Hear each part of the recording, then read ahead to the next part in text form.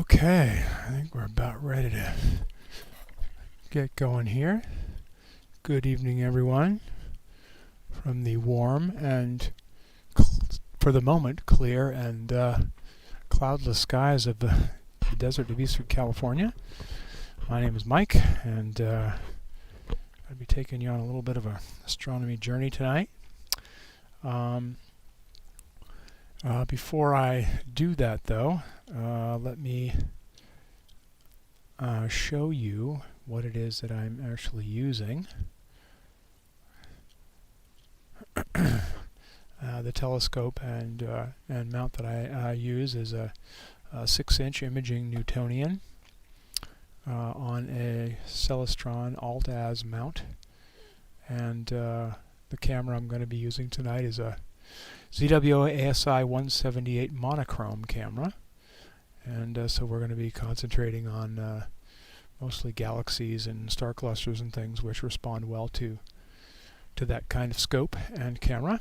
And so that is a picture of what I'm using. And just to give you sort of an idea of where I am, this big splotch here, this is a light pollution map of my area. The big bright spot is Las Vegas, and so I live about 80 miles or so west of Las Vegas, out in the Eastern California desert. The border is like right about here somewhere, and so not quite in Death Valley, which is over here, but pretty dark skies. Okay, so on with it.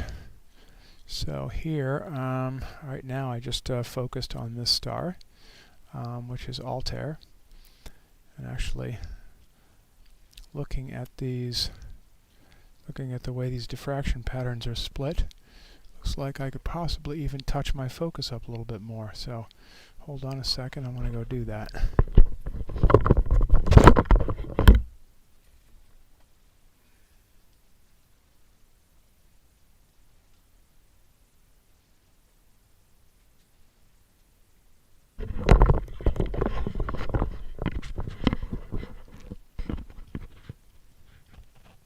It actually looks pretty close, though. Actually, I think that's pretty good. Actually, I guess I should tell you what I did. What I put over the end of the telescope is what's called a Batonov mask, and it creates these 3 spikes. 2 of the 2 spikes that are crossways, and 1 that's straight up and down. And you adjust the focus until the middle spike, the straight up and down spike, is right dead between the other 2. And that's when you know you're focused. And so it looks like we're pretty good here.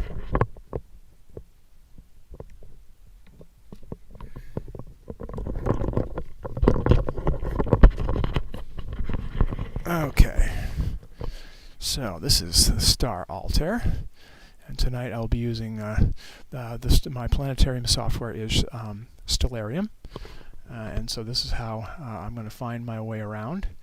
And so this is basically it's actually free software. Stellarium is a free software that you can download on your computer, and it's a planetarium for your computer. So it shows all the constellations and all the objects up there. And one of the other things it can do is it can control your telescope. If you have a computer-controlled telescope, you can actually click on something and tell the scope to go there, and it does it. And so that's what I will be using to find objects tonight and to control the telescope to send them there.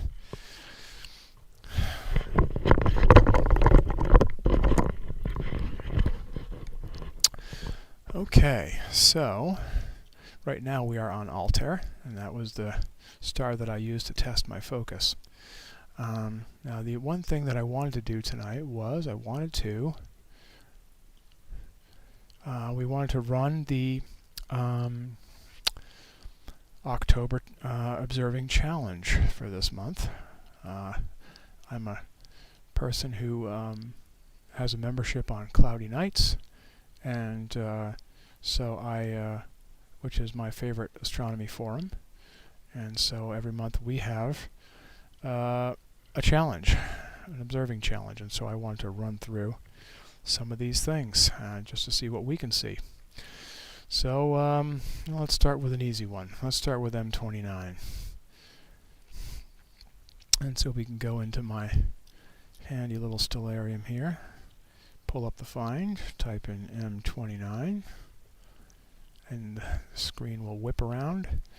And we see that it's pretty darn close to zenith, which is straight up, which actually, for the kind of mount that I'm using, is actually pretty difficult to get at. Is this? Okay, so it's actually just west of it. It's just west of zenith. So that I'm actually going to save that one, because actually getting right up near the very, very top is actually difficult for my mount to track. So I'm going to skip that one for now. Let's go to M52.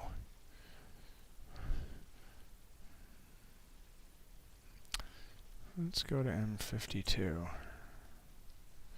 instead. Oh, all the way over on the north end of the sky. Okay.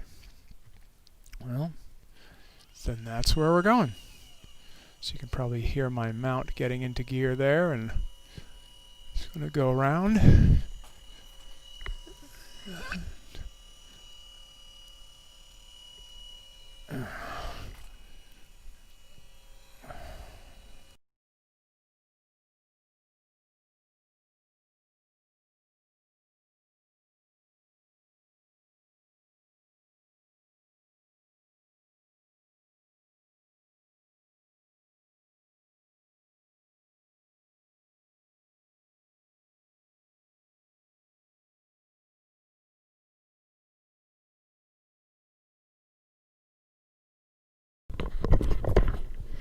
A little bit of a cable wrap issue there, but hopefully we'll be okay. Okay, so the scope is indicating that it's getting close, and I think up here is probably our cluster.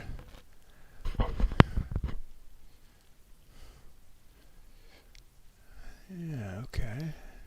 This red box will give an indication of the field of view of my camera. So I think that's probably going to be our cluster up here. Yeah, these three stars here are probably 1, 2, and 3. So let's move it a little bit down into our view. Oops, that is the wrong way.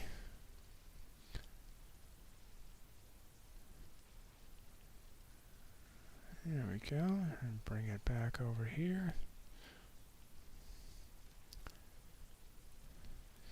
And kind of put it right in the middle.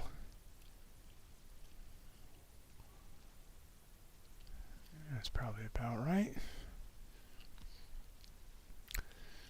Alright, and now we'll increase the exposure. And let's make sure I've got the right dark in here. 8-second dark. Okay. And we'll do a little bit of stacking on this. Now, what the camera is doing, you can see down here in the bottom right corner. I have it set. I have right now the software that controls my camera. This is that software called SharpCap. It takes 8-second exposure. So this is the progress window of each individual exposure as it's coming in. And so now this is the resultant 8-second exposure that was just taken and then put on the screen here. What I'm going to do is I'm going to start stacking. And what stacking is the software will start taking an 8-second frame. It puts the first one down just like it did, and then it takes the next one. It uses the background stars to align the two pictures and then stacks it on top. And then the third one, same thing. Using the background stars, the software aligns it and stacks it on top. And what that does is it basically increases your signal to noise ratio on the image. And so the objects get brighter, and the background, the dark sky in the background, gets darker because the noise smooths out and goes away. And so this is going to start stacking some 8-second exposures of this cluster. And we'll let it gain a few. In fact, I can also get the software out of the way. go full screen with the software so that you get to just see what you would see as if you were looking through the eyepiece of a camera, but just see it a whole lot more bright. Because the great thing, one of the many great things about using a camera is that it's much more sensitive than the human eye, and with the long exposure times, it allows you to collect a lot more photons before putting it on your screen, and so it makes it nice and bright. And so now I'm going to adjust the histogram a little bit here to try and make the background a little bit darker and bring out some of that foreground detail. And that helped a bit. It's kind of a pretty cluster. Got some nice dense stars in there.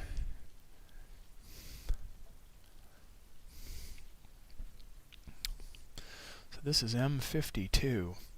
And I usually stack on something for, depending on the object, I will sometimes stack on it for at least 3 or 4 minutes if it's something bright like a cluster like this. Or I will, for something that's much more faint, like a galaxy or a nebula, which will be the kind of things we'll be looking at later, I will let it stack for sometimes 10, 12 minutes, sometimes even a little more. And that will allow a lot more integration time to collect a lot more light and make faint stuff a lot brighter. And so that's really helpful for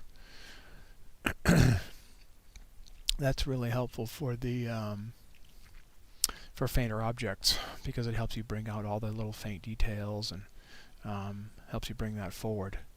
The more photons you collect, the brighter the object is going to be.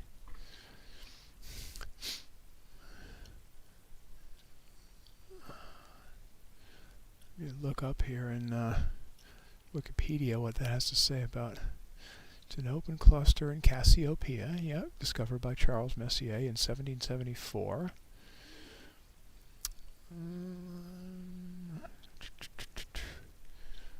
Tidal radius, estimated age of 160 million years. So it has a core radius of about 3 light years. Does it say how far away it is? No. Doesn't really say. I don't really see where it says that. But Stellarium sometimes gives you that information. Distance 500 light years, 499.1 light years. So it's only about 500 light years away. So that actually is pretty close to us in galactic terms. But it's a pretty nice looking little cluster.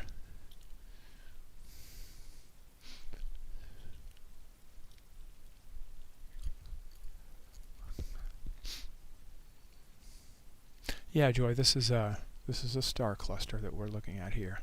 So this is what there are two kinds of star clusters. There's a globular cluster and an open cluster.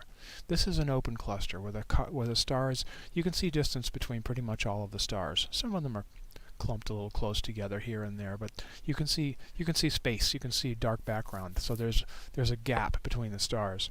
Globular clusters are a much tighter ball of light with some looser stars around it, but they're almost globbed together, and so it's a much brighter, usually more intense object. In fact, we could go look at one of those pretty soon too.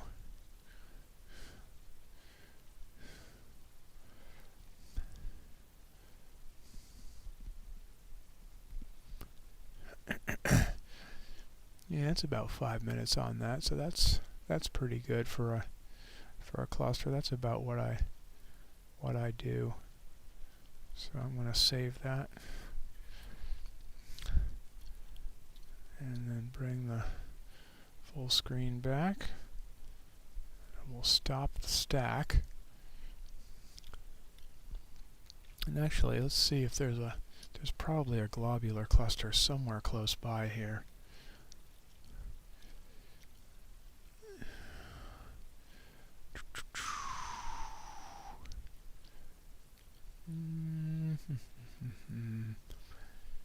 Yeah. Well, this is definitely here. This is one of the most spectacular globs in the whole sky. This is M13, Messier 13, which is the Great Hercules star cluster, and this one is a globular cluster. So this one will be one of those that'll be a much brighter, more densely concentrated star cluster.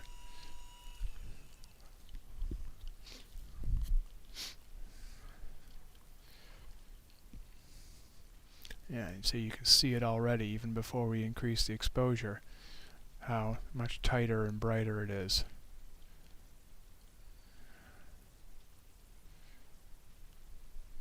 Put that kind of right in the middle of our screen. Synchronize our mount.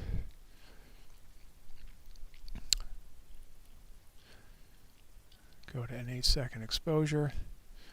And so this is going to be M13, and this is a globular cluster, the other kind of cluster. You can see just how intense it is. In fact, 8 seconds is too much.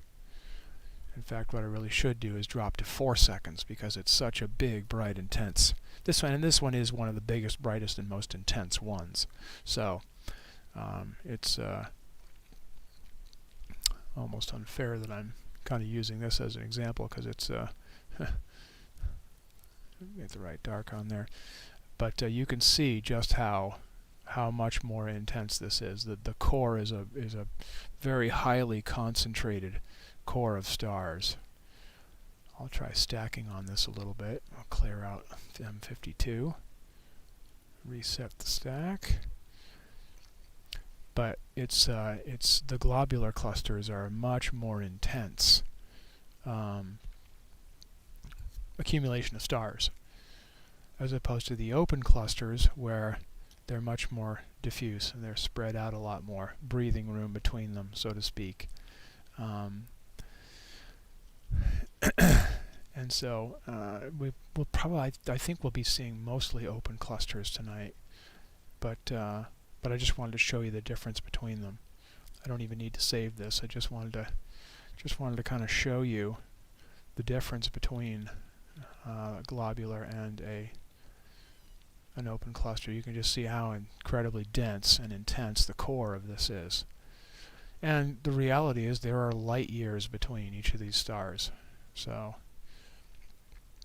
they are pretty big.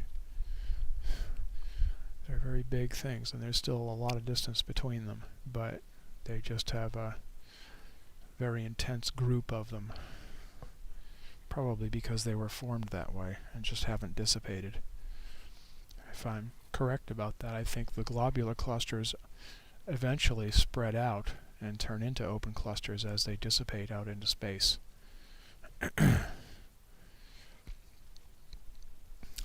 But a pretty intense thing. So that's a globular cluster. All right. So, not even going to bother to save that. That's a pretty cool one, though. M13 is one of the biggest and brightest of the globular clusters that are in the sky. So that one's a pretty intense one. But anyway, back to our list. Let's try an intermediate. So let's do NGC 40, planetary.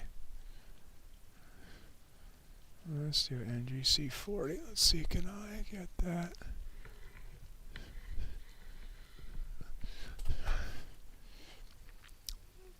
Okay, let's see, NGC 40.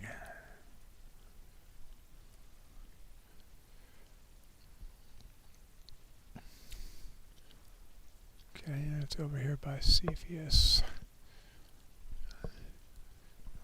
Okay. Let's see if I can go the other way first.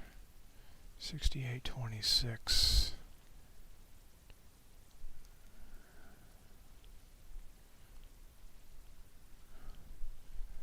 Yeah, that's a little bit closer. Let's go to that one.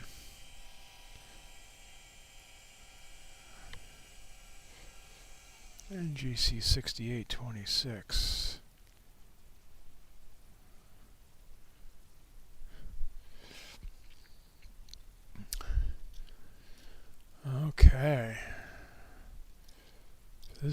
Planetary Nebula, which means it's going to be pretty darn small. But it should be pretty intense. I have a feeling this over here is probably it.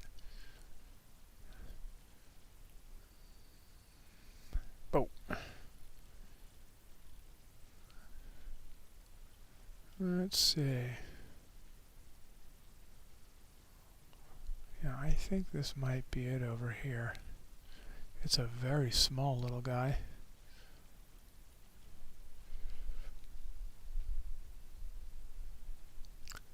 Let's increase our exposure. And see, yeah, see, so something clearly growing bigger over here. So I'm pretty sure that's it. So let's bring that into the center of our view here.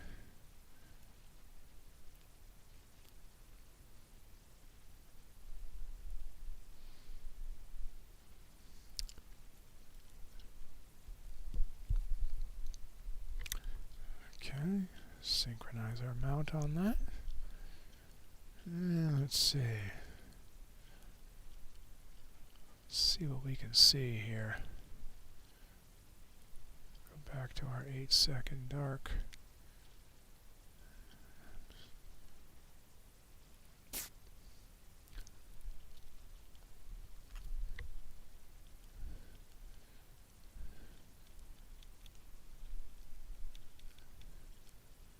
That's a very intense thing. Planetary nebulas are actually a misnomer. They have nothing to do with planets at all. They are actually, yeah, that's this here. Yeah, that's these four here. So I think this is it. Planetary nebulas actually have nothing to do with planets. What they are is stars that are getting near the end of their life cycle, and what they do is they start blowing off matter from their outer parts of themselves. They just start blowing gas out and matter out away from themselves. It kind of starts self-destructing, and when they do that, they're too small to go nova or supernova, so they just expel a bunch of their material into space, but they don't burn out. They keep glowing. They keep going, and let's get rid of M13. See if we can. I don't know how well we're going to get this. It's awful small. They keep glowing, and so what they do is, as the material, the gas and the ionized matter that they blew off themselves, proceeds out into space away from the core, it lights it up because the core hasn't gone out. And so they typically are nice colors, although in this case I'm using a mono camera, so we don't have that advantage. But the reason they were called planetaries is because when they were first observed, they looked a lot like planets. This clearly is not a point source like a star is. It's not a small round dot. It's clearly a much bigger object, and so they thought that that was the disk of a planet. And they also typically have color to them as well, although I don't know how well they could see color through their scopes a few hundred years ago. But they typically have a little bit of color too, and so they thought they were planets, and so that's how they got the misnomer of planetary.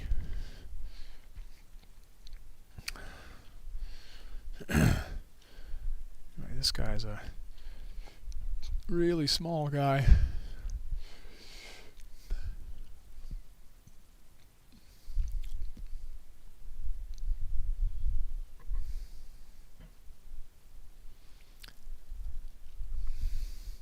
I don't know that we're going to get a whole lot more out of him.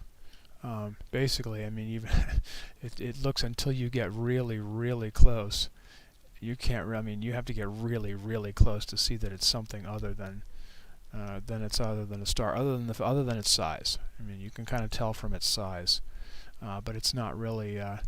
There's not really much more to be seen. If I was using a color camera, that would be a better choice for this. because then we'd get to see that it clearly was not a star, that it was some other color. But in this case, with the monochrome camera, not exactly the best thing. So we'll just save that and move on to the next object. Stop our stack, zoom back out, and reduce our exposure back down so we can move the camera. Okay,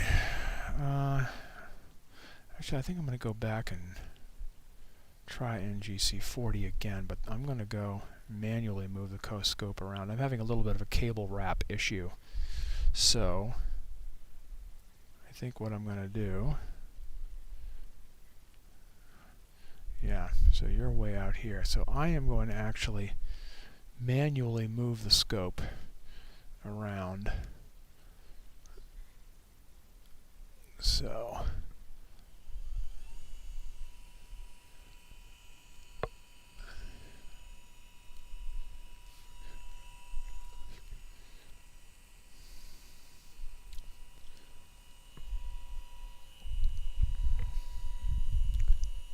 we're just going to zoom around here a little bit.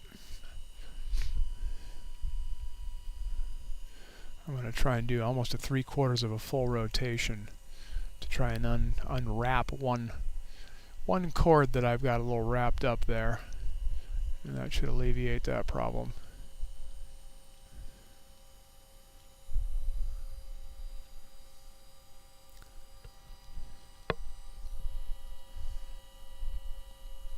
You can see the scope now coming down into the view.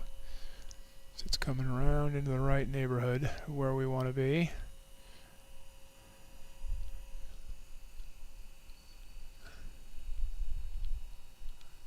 Okay, and now I'm going to actually send it in automated fashion the rest of the way. I just had to make sure it turned the right way to do that.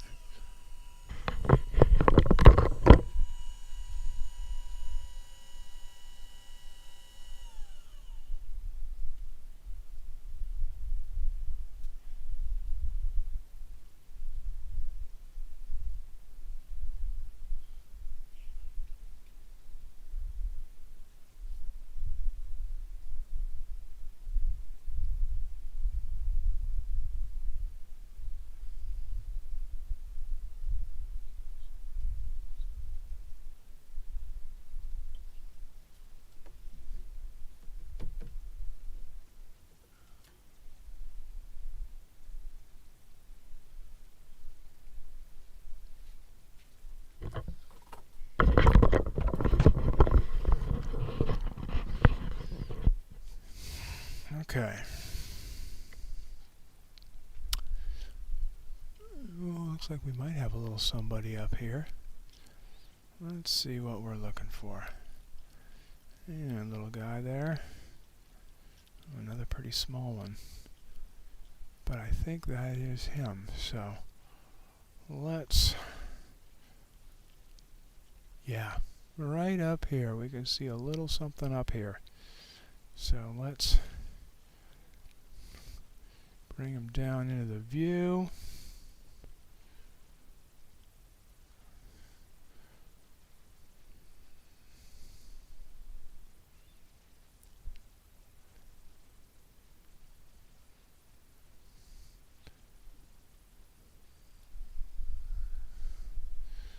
Bring it up. Try to bring it to the center a little bit. Okay, that's probably about right.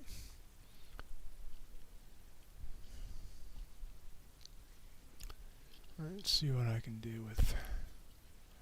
I don't know what I've got in here. Is it the 8-second? Yeah, I do. Okay. So, another little guy. And this is NGC 40. Bow Tie Nebula. 40. Okay, let's clear the old one out.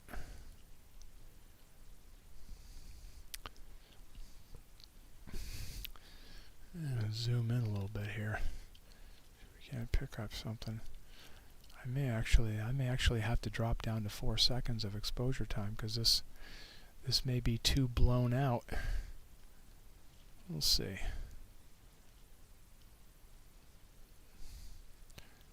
I adjust the histogram here.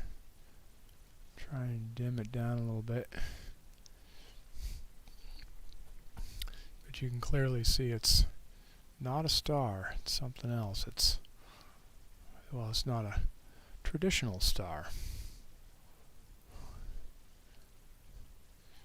It's definitely something a little bit different.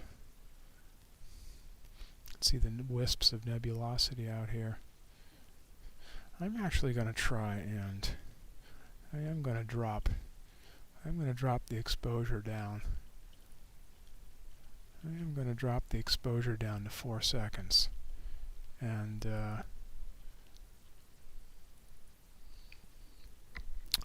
restart the stack, because I think if we do that, I think I might be able to get a little more detail. Yeah, there we go. See, we got a little more separation here. We got kind of lighter edges and a darker core that's surrounding its central star.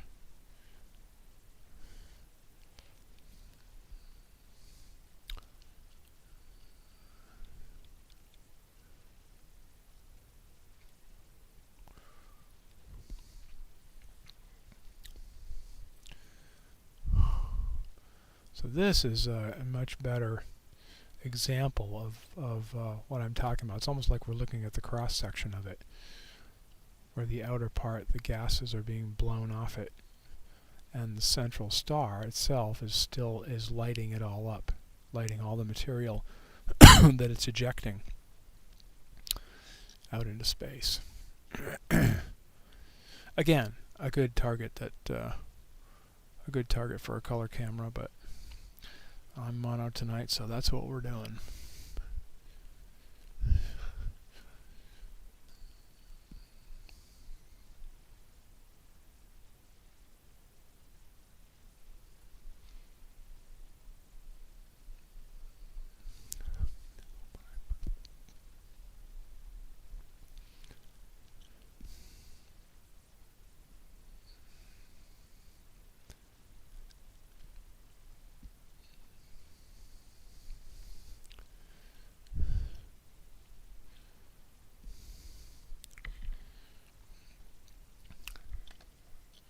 Pretty neat looking little guy, though.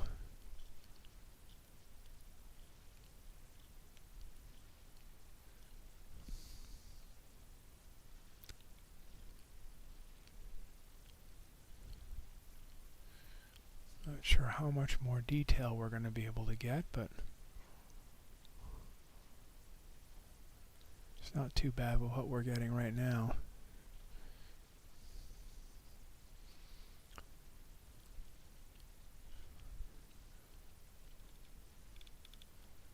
Looks like it's reddish in color from a Hubble picture, or whatever made this picture.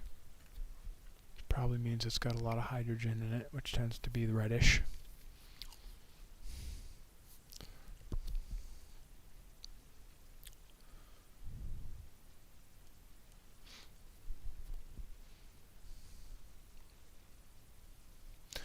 Yeah, thanks, Gary.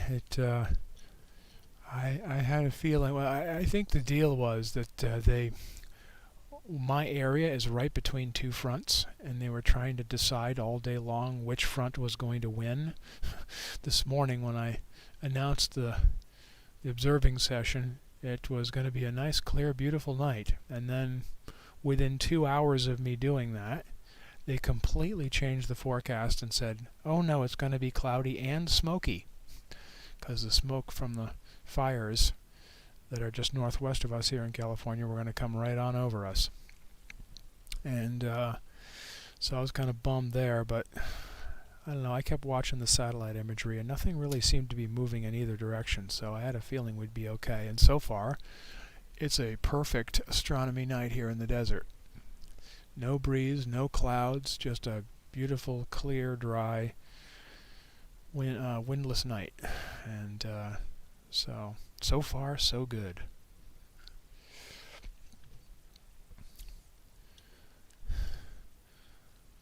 It's not too bad there coming out.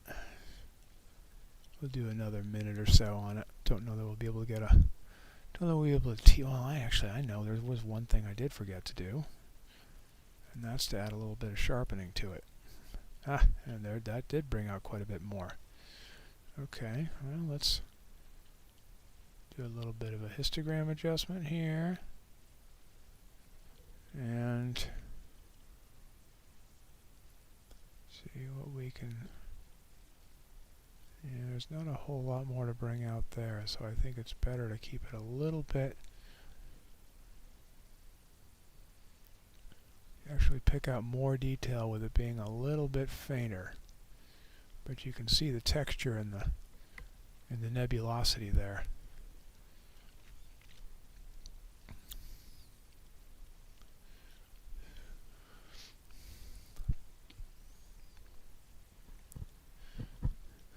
Not sure what you mean by the SharpCap second screen, Gary. No, actually, no, I'm not.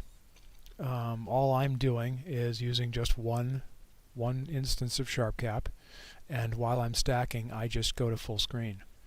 I automatically have the live stack panels and the camera control panels to automatically slide out of the way anyway, and then I just F11 the rest of the SharpCap window out of the way, so that you can get essentially an eyepiece view into space without the software gobbledygook in the way. And then when I'm ready to do something, like end the stack or whatever, I just tap F11, which brings the software back. And then I can expose the panels if I need to, either panel, no matter whatever I'm trying to do,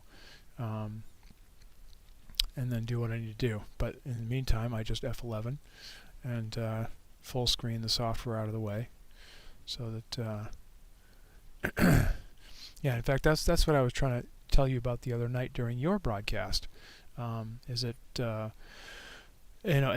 pointed out F11 doesn't do a whole lot if you don't have the live stack panels and the camera control panel set to retract. Otherwise, you just have a slightly bigger window with those panels stuck in the way.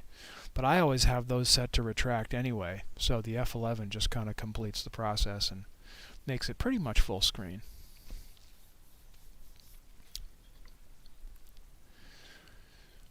That's actually got more detail than I thought it would. The central star is actually brightening nicely, and we're getting actually a little bit more detail out of the stars. Excuse me, out of the nebulosity itself. In fact, I can go a bit brighter on this.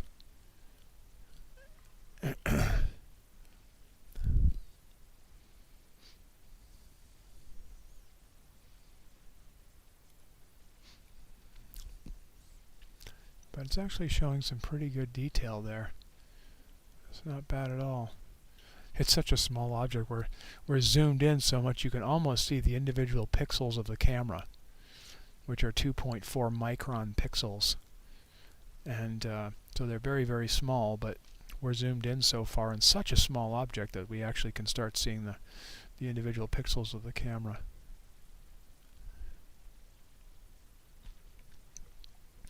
Yeah, Monday's broadcast from Mount Helix. I am looking forward to checking that out. See what you can see from up there. Yeah, we're going to see a galaxy next, Joy. No worries on that. But this actually turned out to be kind of a nice little treat. I'm kind of happy with the way this one turned out. Got a little bit of wispiness here on the outside and some texture to the nebula itself, the cloudiness itself, a little wisp going off here. So, kind of neat.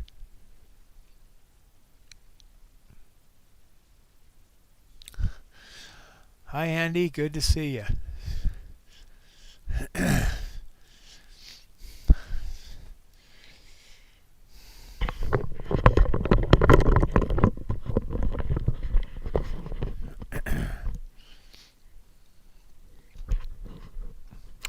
We'll give this another few seconds or so, and then we'll grant Joy her wish and go see a galaxy. Because that's really what mono cameras are very good at. Because galaxies deliver so much infrared that mono cameras really, which color cameras don't respond to as well. In fact, in some color cameras you block the infrared because it can drive them a little buggy. But mono cameras gonna sort of yum it all up. Yeah, that looks pretty darn good.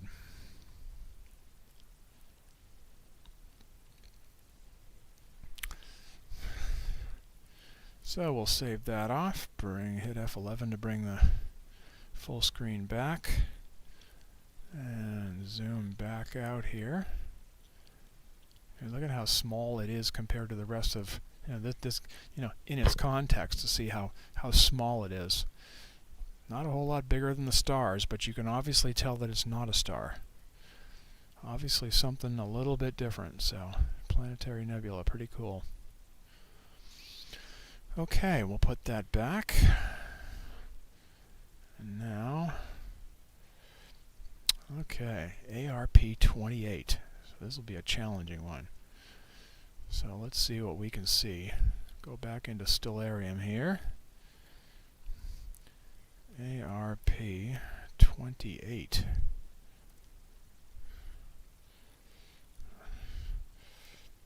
Okay, we're going to Pegasus. Alright, so we're going to keep going around that way. Okay. We can do that.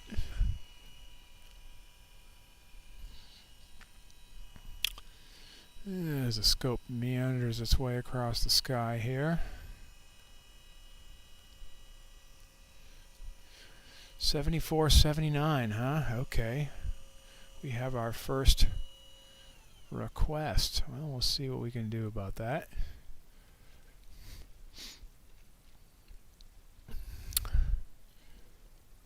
Okay.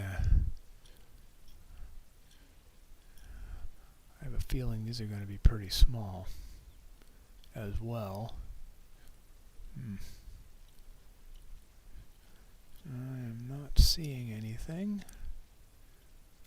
Let's try increasing the... Oh yeah, right there. It definitely is right there. We had to really get aggressive with the stretch to find it, but it is there. Okay. Well, let's bring it a little bit closer to center, although it's pretty good where it is. I think I'll pop it down just a little bit. That's probably about right. And these are faint little guys, so we're going to go all the way out to 16 seconds on the exposure on this one. And get our correct dark in there for that.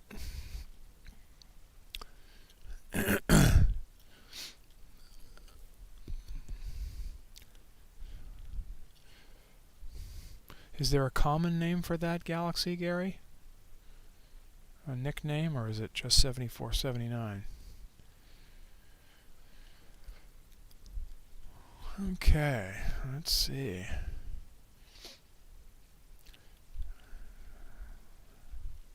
Oh, this is our ARP28. I actually got a ARP28. I got to restart the stack. Actually, I haven't started the stack, so that's perfect. Okay, so we've got it in the frame. Let's clear out the old one. Reset that. Alright, and let's see what we can full screen SharpCap and watch it come in here for a little bit.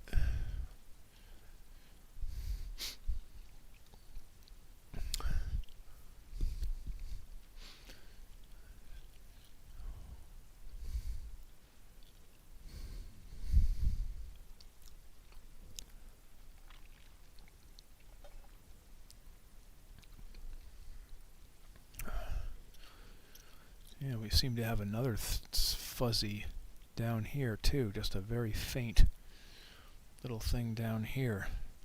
You can just barely see.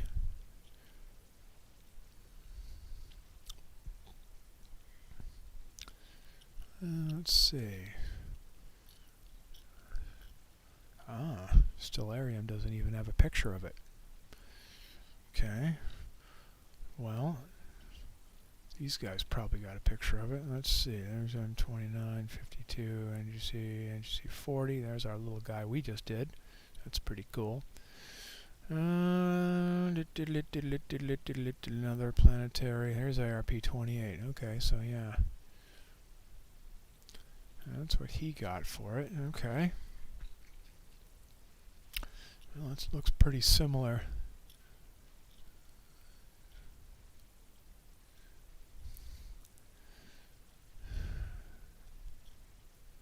Oh, David, the faint nebula is PGC 71546. Okay.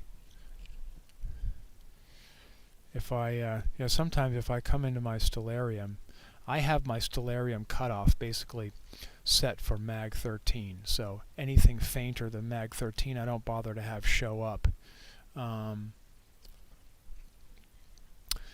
Yeah, so David, I do have all the catalogs loaded, but I just have my mag cut off, my mag level cut off. So the magnitude of that is probably just too faint for my cutoff. But if I go in here and I go to DSOs and I turn off limiting the mag,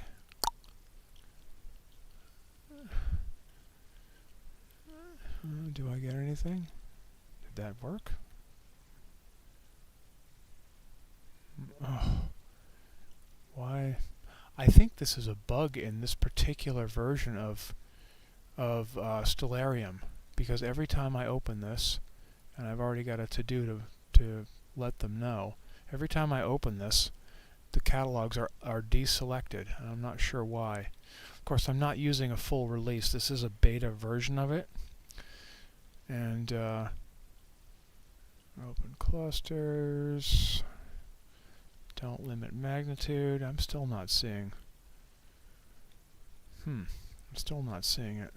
No, not you. You. PGC, I think yeah, PGC is definitely loaded. And magnitude is not.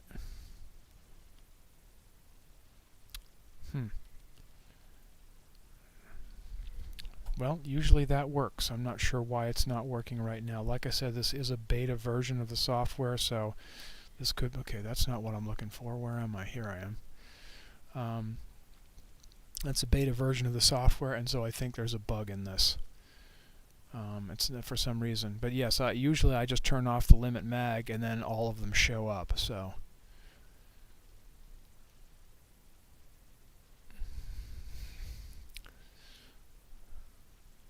Oh, okay. So you definitely found it on your own. Okay. And let's try zooming in a little bit here. It's kind of a pretty little one. Got some nice trailing arms on it. And let's get our histogram adjusted. I like the histogram to be, black level to be pretty much right on the peak. Some people like it to the left of the peak, which makes it a bit brighter, including the background. Some people like it to the right of the peak, like Gary, because it gives you a nice dark background. It also cuts out some of the object, some of the brightness of the object as well. I tend to put it right in the middle, and then move the mid-range adjustment, which adds noise as it makes it brighter, so you kind of do the trade-off there with noise versus being able to see more detail and being able to see more of the object. But the nice thing about the noise is, as you stack more and more sub-exposures onto the stack, as you add more and more of the subs on, the noise gets reduced and reduced and reduced. And the object itself gets brighter and brighter. So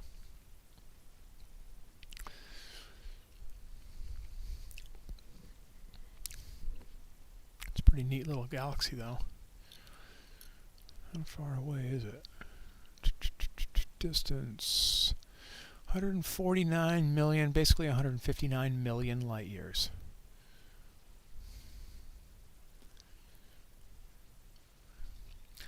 You want a supernova? No, you don't. They are not fun to be around at all. Yeah, there are people who hunt those down. I know they have like websites that track them and where they're happening, all that kind of stuff. And something I have not gotten into at this point yet. I'm still trying to hunt down all the Messier objects and stuff. Oh, that's right, the supernova in 7722. Yeah,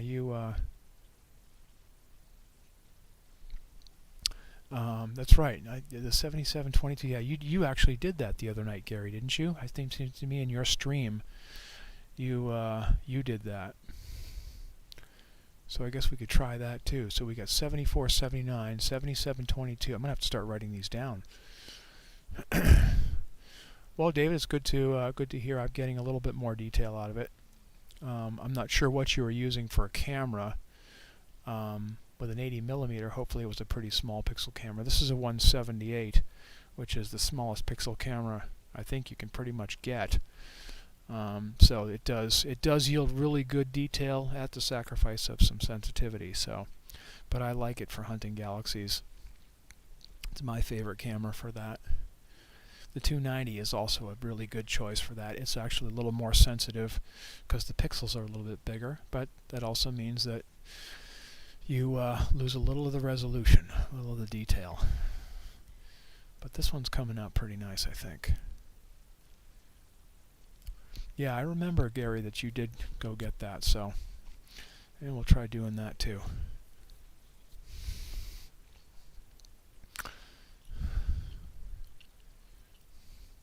But this is coming out pretty well. This one I'll probably let go for a full 12 minutes. Right now we're at about right now we're at about 8 minutes. I'll probably let this go for a full 12 just to see how much detail we can bring out. But it's pretty nice. We got a nice bright spot out here on this arm. There's a real bright spot there. It seems to be much brighter than other places. Could be a rich star forming region or a supernova or two going on in there, who knows. It's got a pretty small, dense little core too. Although I think this is ARP. This is an active galaxy. I think is yeah, it's an active, which means it's. I believe that means it's interacting with another galaxy. So there may be more than one here that's getting together.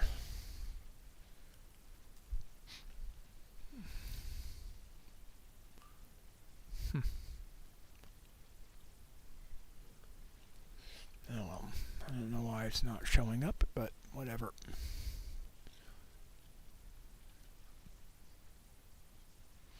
Yeah, Gary, the 178 I'm using is uncooled. Yeah, I mean until I ordered the 533, which will be here next week, I've never owned a cooled camera, and I've never really needed it. You know, even though we get pretty hot here in the summer, I don't do more than 8 to 16 seconds of exposure, so the cooler really is not terribly needed. You know, and I image at over 40 degrees centigrade. I mean, I actually have darks I made in August that are 40.8 C. So it was pretty darn warm, and still, you know, it just the darks pretty much took care of the noise. It wasn't a big deal. So I tend not to have cooled cameras. But I just got the 533 off the used market, so my first cooled camera, we'll see how I do with that. We'll see if I like it or not. Nice thing I like about buying on the used market is if you don't like it, you just turn it right back around and resell it and don't lose much money at all. It's a good opportunity to try things.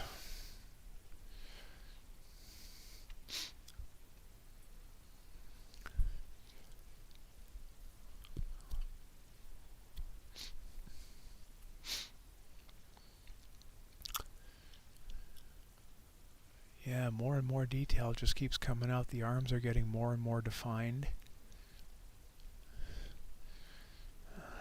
So I can probably zoom in a little bit more. Gets kind of grainy when I zoom in a lot, but you get to see more too.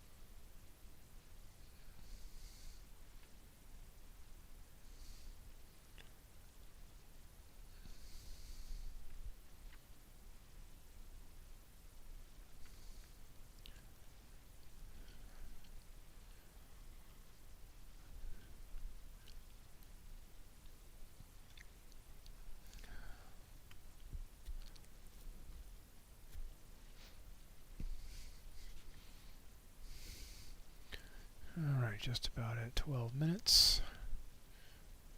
I think we did pretty good with that.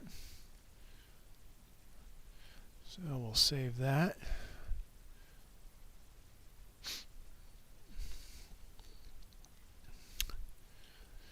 And F11 to bring the software back, and our stack.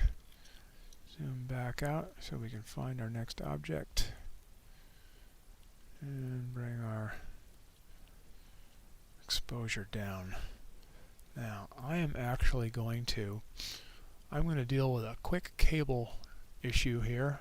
I'm going to close SharpCap for a second, unplug the camera, untangle my cord, and be right back here in a sec.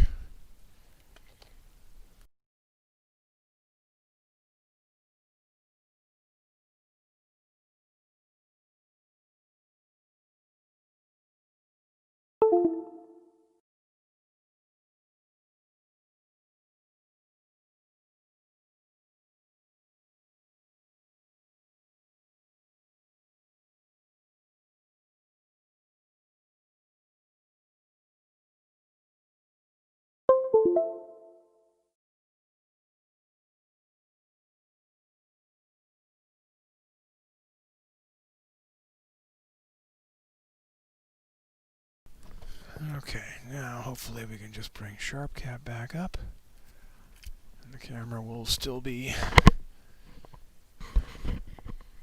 where we left it.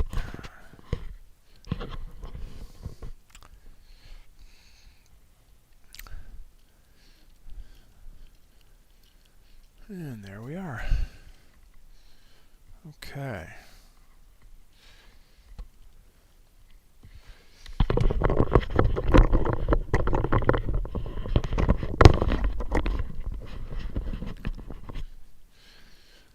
All right.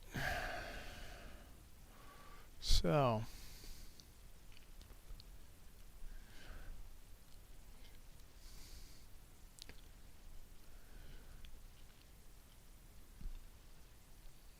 put this back.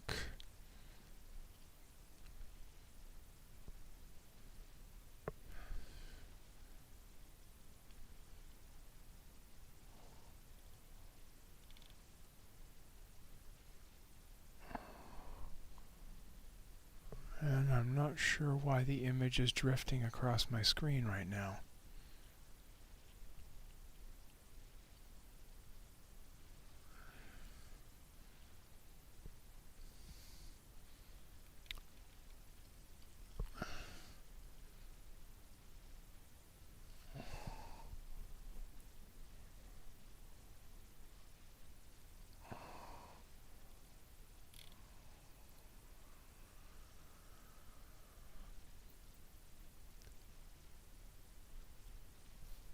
It's almost like my tracking is turned off. Oh, yes. Okay, unfortunately, the unplugging of my camera disconnected my mount, And so I'm going to need to realign for the third time tonight. That's why the tracking isn't on, which is why this is scrolling across the screen. So,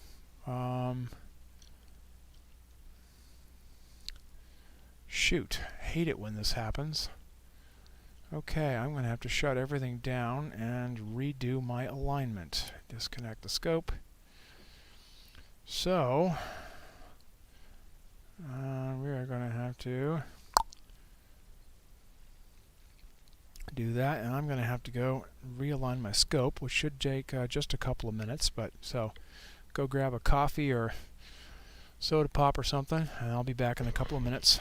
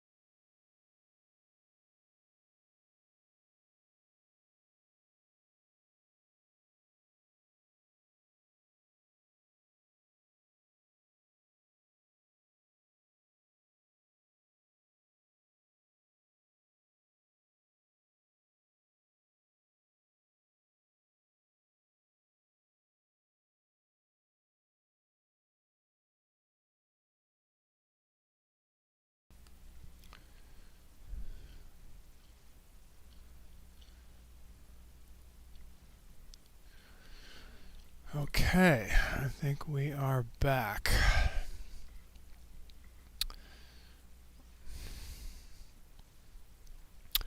This is Altair, the star I was using to focus on, and still looks pretty good, but I might take the opportunity to throw the mask on there and see if it's still perfectly focused.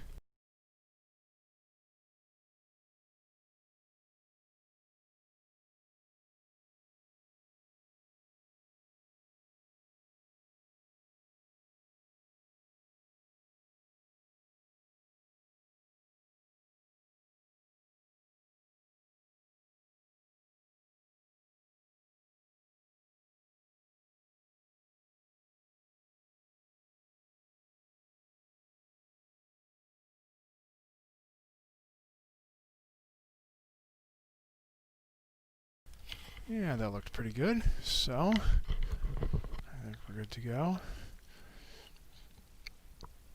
Okay, so from here, let's see. I think Gary requested 7479. So why don't we see where that is now. Okay, let me have to resize the Stellarium window so that it's all inside the window you guys can see. And NGC 7479. Where is that going to be? It's over by Pegasus again. Okay.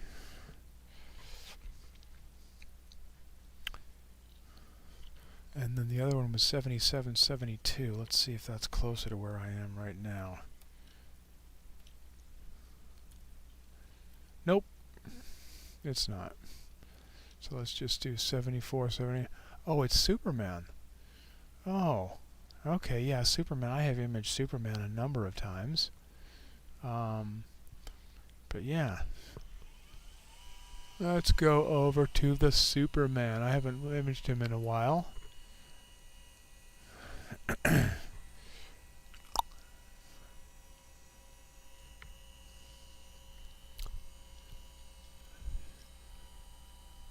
It's up pretty high. Let's see, where are we at? 60 degrees. That's not so bad.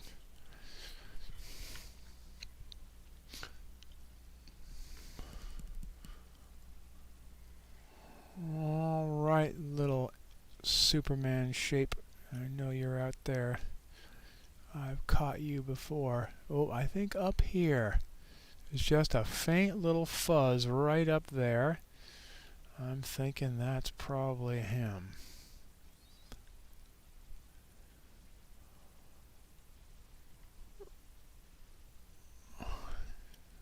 course, now that I moved it.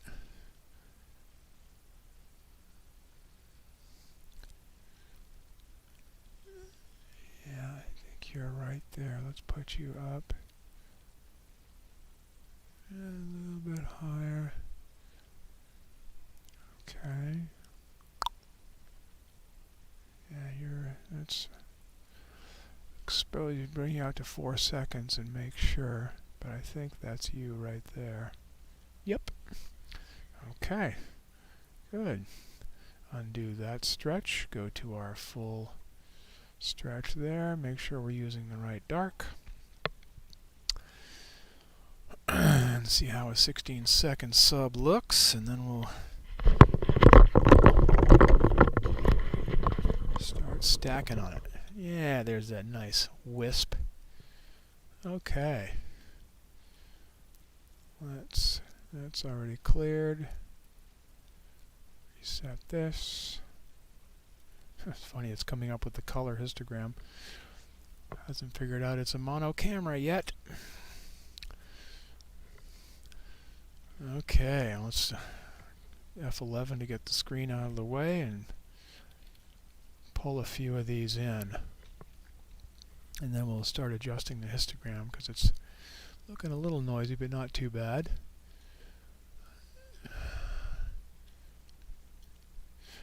Gary, do you have a plate solver? Yes, Gary, I'm using Astro Tortilla.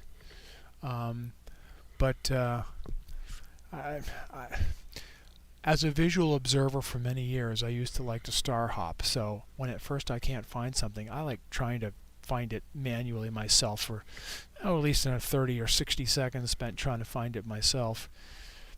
Usually popping back and forth between Stellarium and it.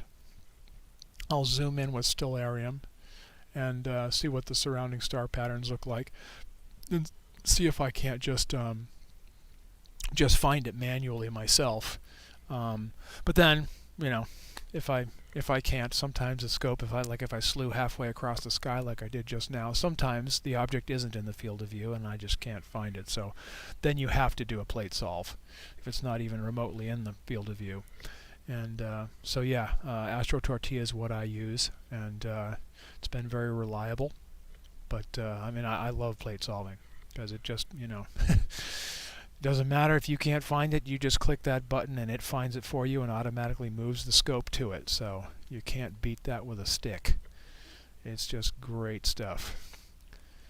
Okay, we've got a few frames in here, so a few subs. So let's move the black level over there, and you can see the background really darkens nicely, just leaving you your object there. And then you can use the mid-levels to get a little more aggressive and try and bring a little more of the object forward. We're starting to get some nice detail in there. Yeah, F11 definitely works well. When you were a couple of weeks ago during your broadcast, where I told you to use F11, and then but you still had the panels open, and so the final piece, which was kind of hard to tell you about in chat, was just to make sure that you got the live stack and the camera control panels out of the way, and then you really are almost completely full screen. You still have the status bar at the bottom, which actually I kind of like because it tells you if you're starting to miss frames, miss subs, or if they're all stacking right and how much time you've got and all that sort of thing. So that status bar at the bottom is actually kind of handy to have open all the time when you're stacking. But yeah, it doesn't do too bad to just to get itself out of the way, and just has very little dross left to bug you. The Superman galaxy. How far away is this guy? Distance, it's 120 million light years. Okay, so a bit closer than the last one, which was 150. What the ARP 28 was 150.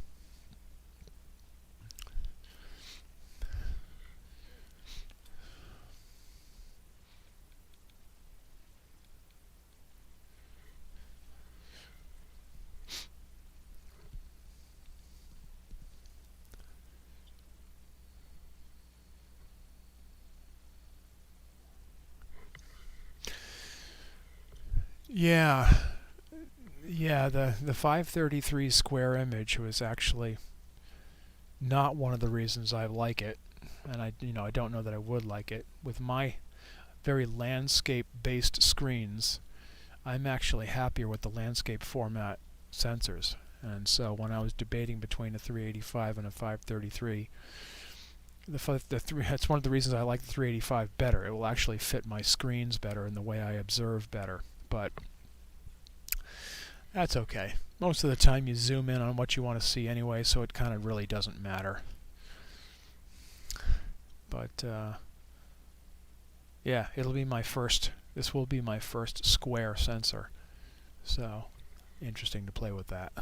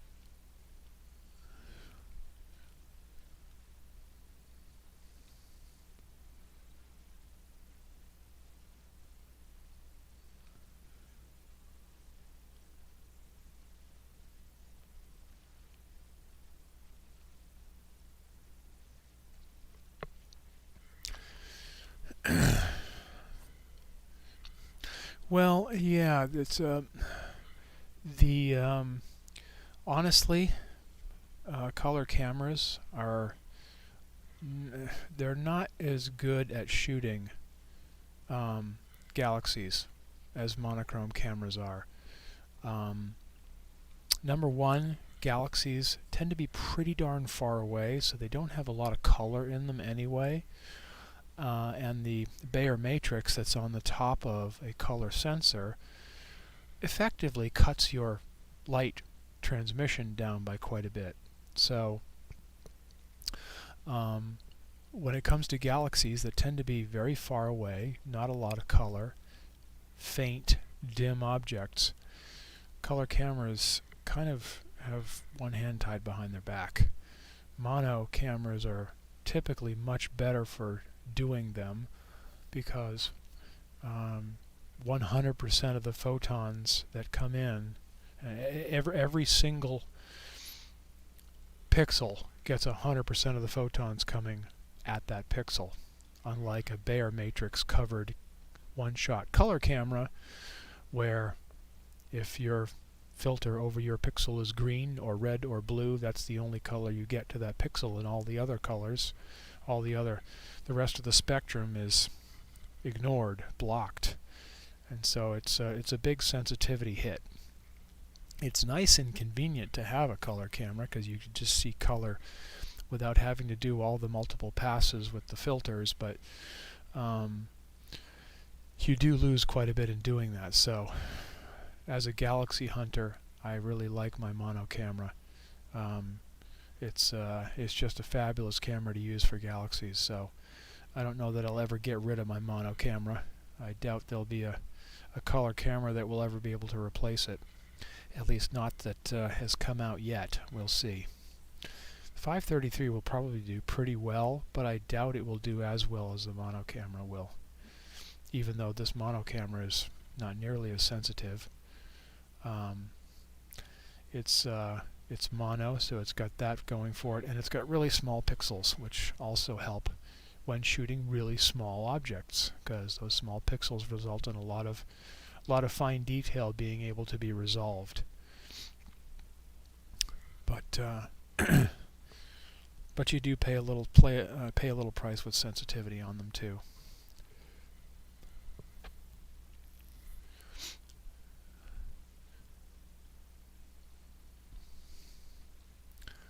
Yeah, no, that's true. I'm not using any filters. Yep, in fact, no filters, no coma correctors, no reducers, no nothing. Just a straight F4 imaging Newtonian, so the photons make 2 quick bouncies and straight into the naked sensor. So no games at all. Just pretty much the raw photons. Let's bring this back to the peak. Which darkens things a little bit. Can probably push this stretch a little bit more.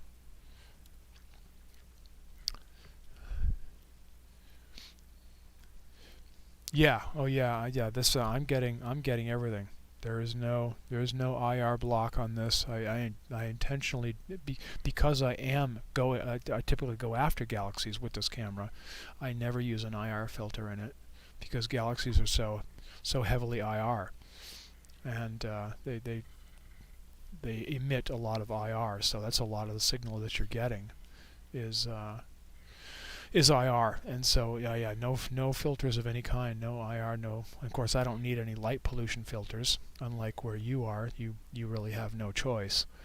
But it's well, the beauty of a dark site, right?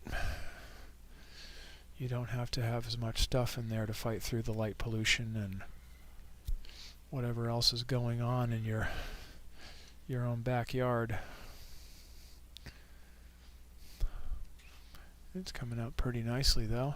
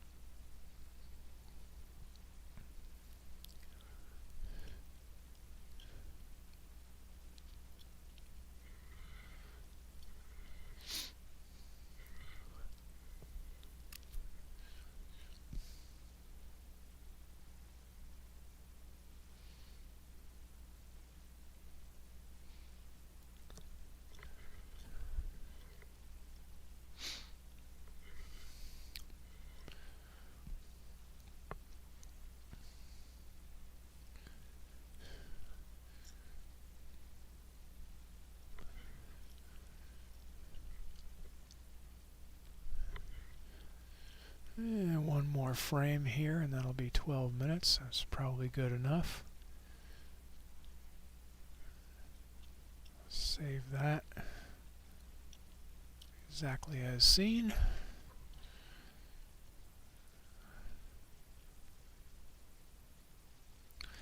And F11 to bring the software back. Oh, and I didn't name that. Haha. Okay, well, there you are. Alright. Back this off.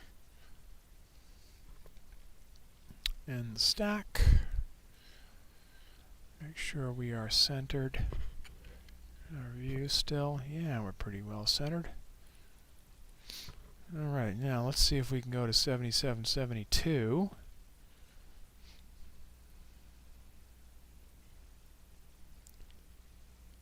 Or was it 7722? Now I'm not remembering. Let me scroll up here in the chat and see. 7722 is what you said. Yeah, there we are. Okay. Send the scope over there. See if we can see the supernova.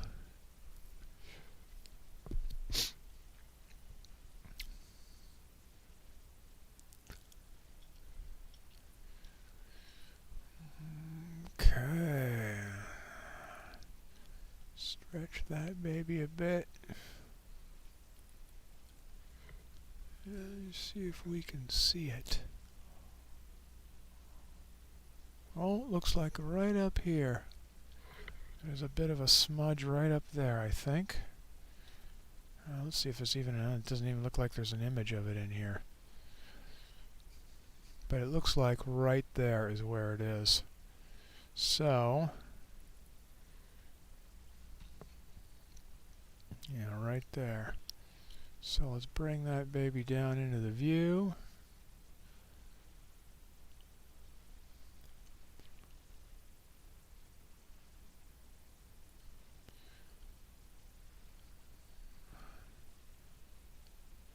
Probably a little too much.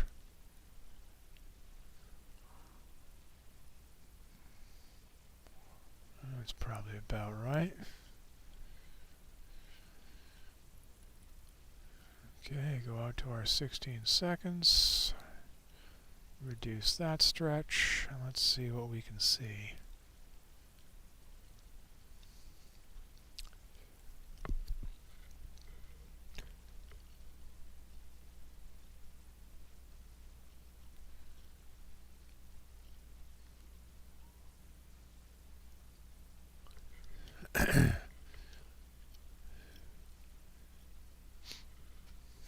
Well, that's definitely something there. Let me know, Gary, if this is 7722. Oh yeah, in fact, let me do this. NGC, oops, no. NGC 7722. Okay, and clear that one out. Reset this.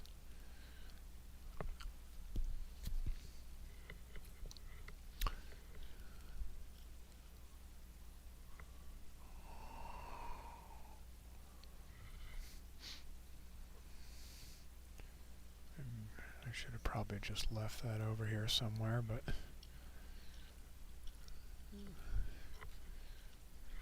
yeah,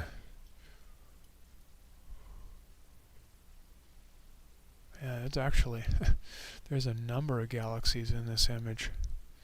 Already you can see over here there's faint, really faint one there, really faint one there. This, it's hard to tell, that's probably a star. That looks like there's a faint one here.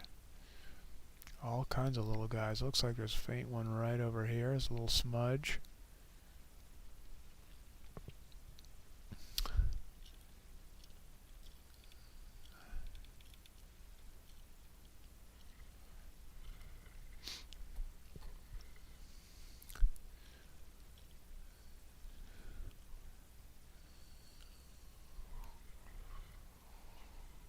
Okay, and I'm thinking this little dot right up here is probably the supernova.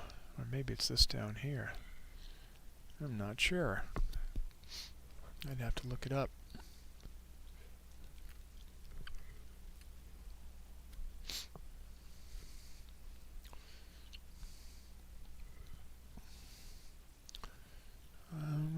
Yeah, we were just on... so it's, okay, I was...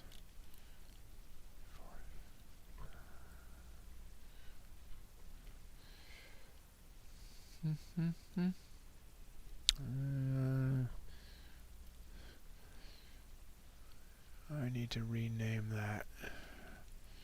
Just type captures tonight. Capture was not called capture, it's actually called NG, no, I had NGC 7479 was that one. Okay, so we're kind of let that one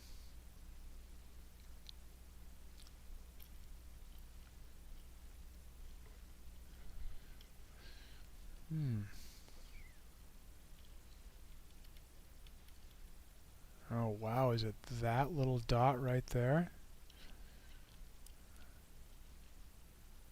Wow. This is going to take some time to resolve this.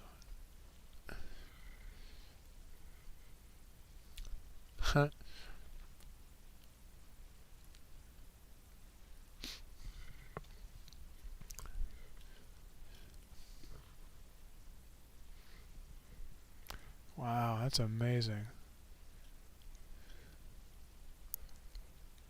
That is, so this basically, as you can just see, there's a little bit of a bulge here, which is off the side of the core of the galaxy. And that bulge, one day, I believe early last month, showed up. And I think Gary said it was some folks local to him in San Diego who actually discovered it. And so this is actually a star that's gone supernova. It's very near the core of the galaxy.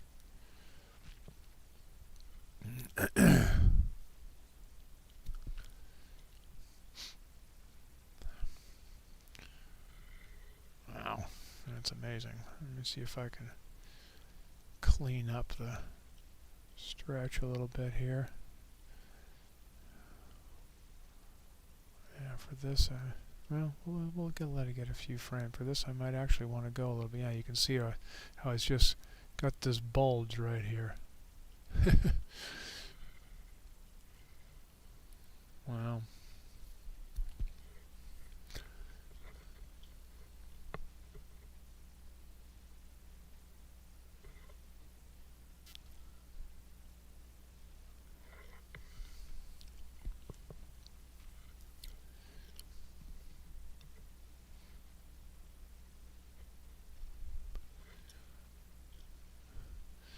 Oh, the facility at Palomar.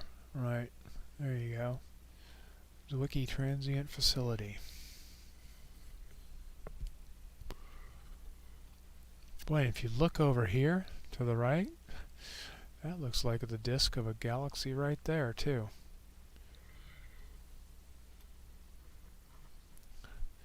Another faint little sucker right over in there. Let me see what, yeah, see, I think I still have everything.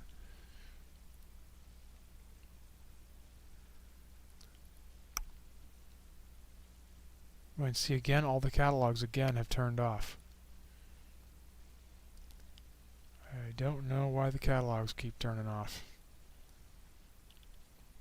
But this is beta software, so I should, nah, that's not what I meant. I want that one. Yeah, so I don't think the catalogs are even working correctly in this version.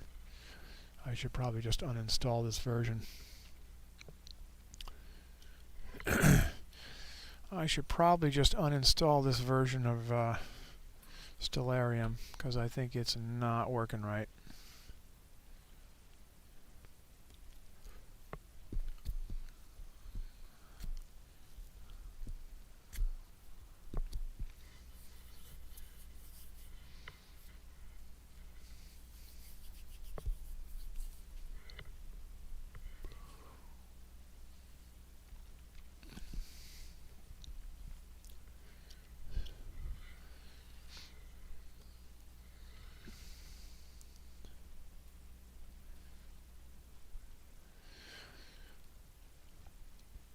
In fact, I'm going to do just exactly that. I'm going to kill this off, and I'm going to, while we wait for this to get a few more minutes of time, I'm actually going to, no.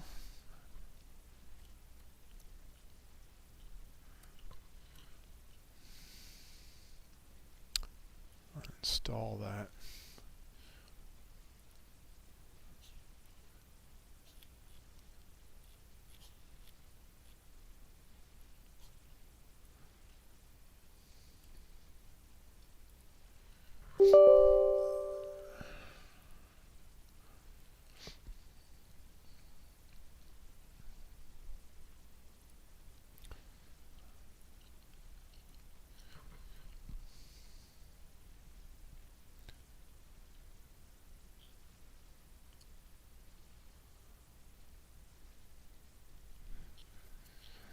Yeah, being able to run naked is a great thing.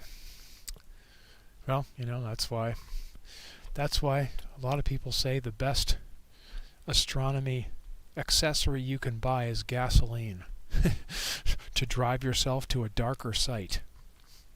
There's just no replacement for being at a really dark site. Stellarium has been removed from my computer. Come on.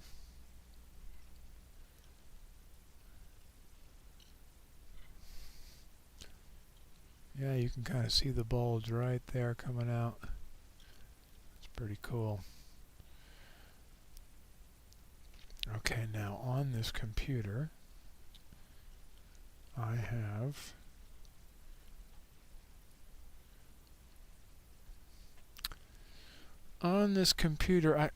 whoa! Boy, I don't know what happened there. I have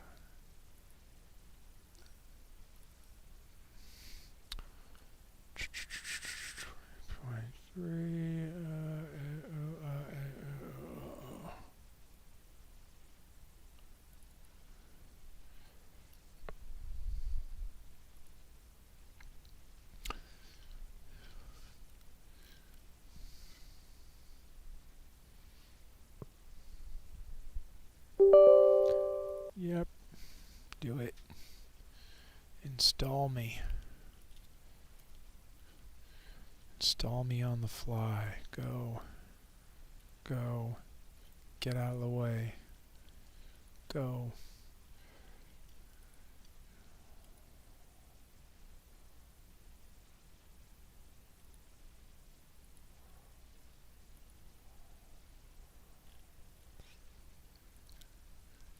Go, go, and go.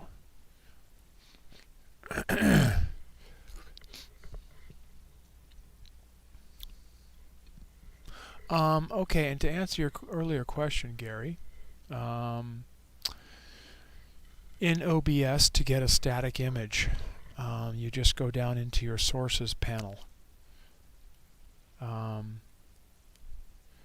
will have to this will be kind of crazy. Let me turn off the... Oh, why did it do that?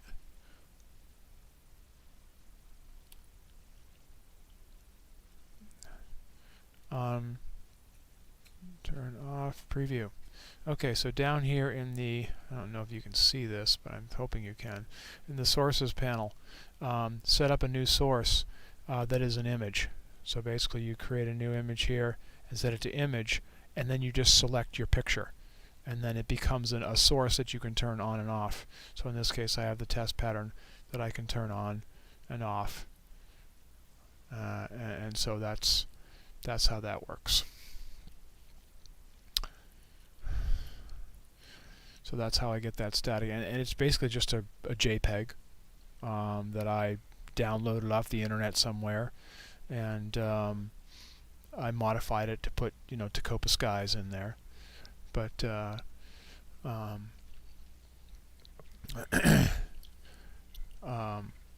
it's just a JPEG, so it's just another source that you can add. You can add sources that are cameras, sources that are audio. Okay, okay, there's Stellarium. Okay, and we are where? We are over here in the eastern sky.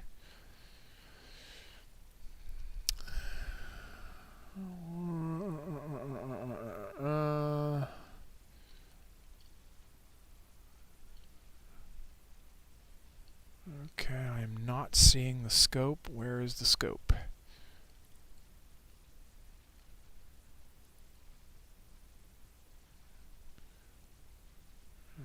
This should be automatically connecting. Come on.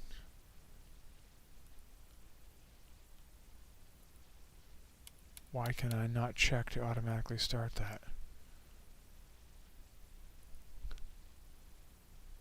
I don't know. Okay, well, I'm about to deal with that later.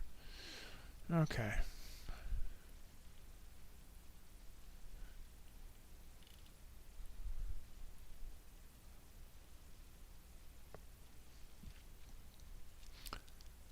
In any event,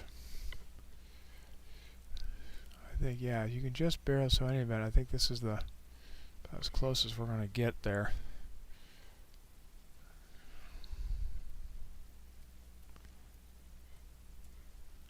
Boom. Okay. I think that's about as good as we're gonna. It almost looks like a shock wave of material here.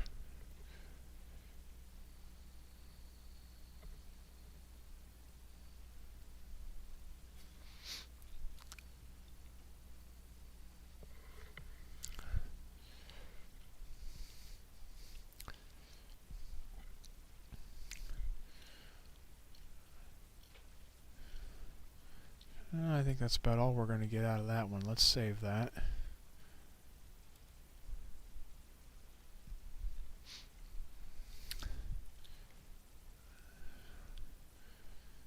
And zoom back out. So anyway, good suggestion, Gary. I've been wanting to look at that anyway. So that was pretty cool. We got to see that. Wait for this to come in, make sure we're still centered. Yeah, not too bad. A little high, but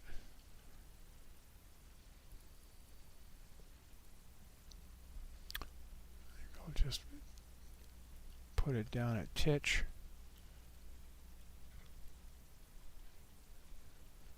And synchronize. And let's head back to ARP 113 is the next target. This is a little cluster of galaxies. ARP 113. Alright, close by, that's good.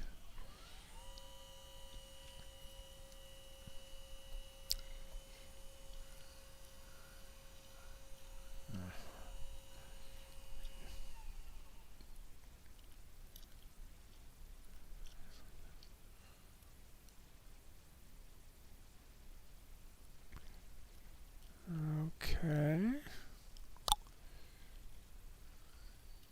And the Oculars plugin is now not working. Okay, well those three stars there look an awful lot like those three stars. So I'm thinking I'm in the right neighborhood. Yeah, I think I'm in the right neighborhood here. So I think I'm just going to go for it.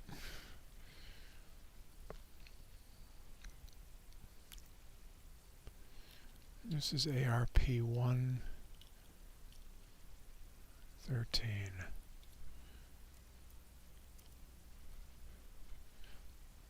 Yeah, there they are, that little cluster right there. I think actually I'm going to move the scope up a little bit.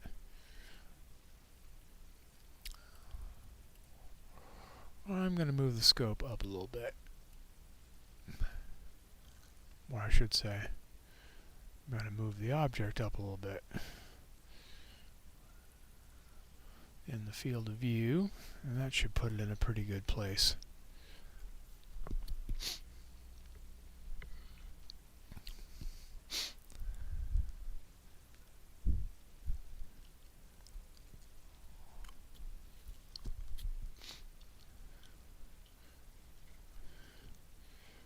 Yeah, we'll let this get a few subs in, and we'll make some histogram changes to. Oh, but before you do that, you should probably start your stack there, dum-dum. Okay. Yeah, that's probably about right. Let's see what it does. Oop! Hit it once. Don't need to hit it twice. Yeah, we'll see what that does. Stack a few subs in.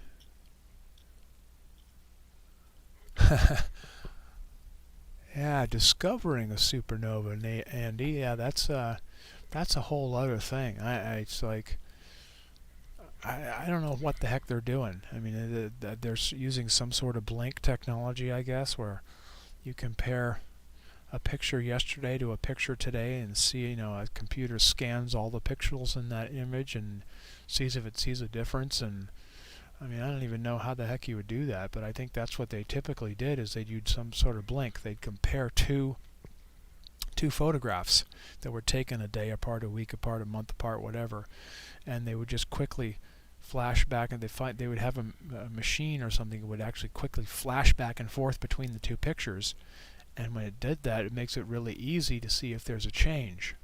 It's also, I think, how they discovered a lot of comets and asteroids and things like that. If you see one of the tiny little blips of light move from one picture to the next, if you go back and forth really quickly between pictures, you can often see that. And so that sounds like, well, honestly, that sounds like work.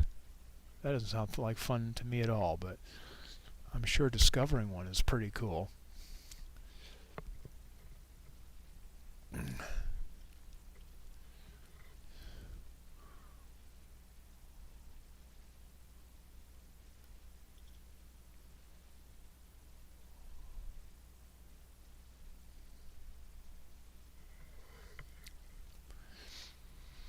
So you're asking how I brought the, how I bring the. So Gary, in answering your question about the test pattern screen,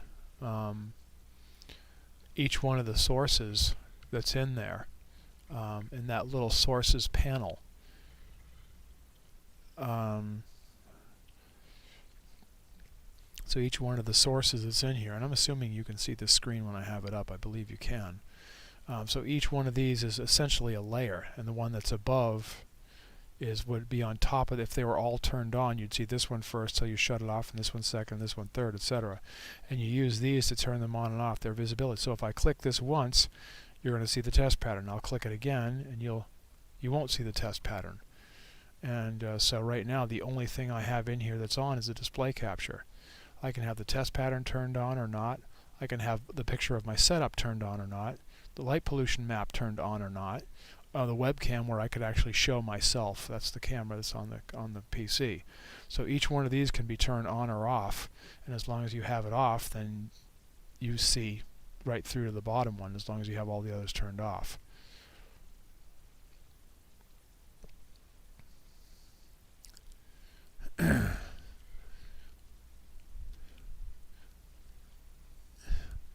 Clyde Tombaugh discovered Pluto. Yes, right here in our Lowell Observatory. Yes, he did. But I did not see you go to the OBS window.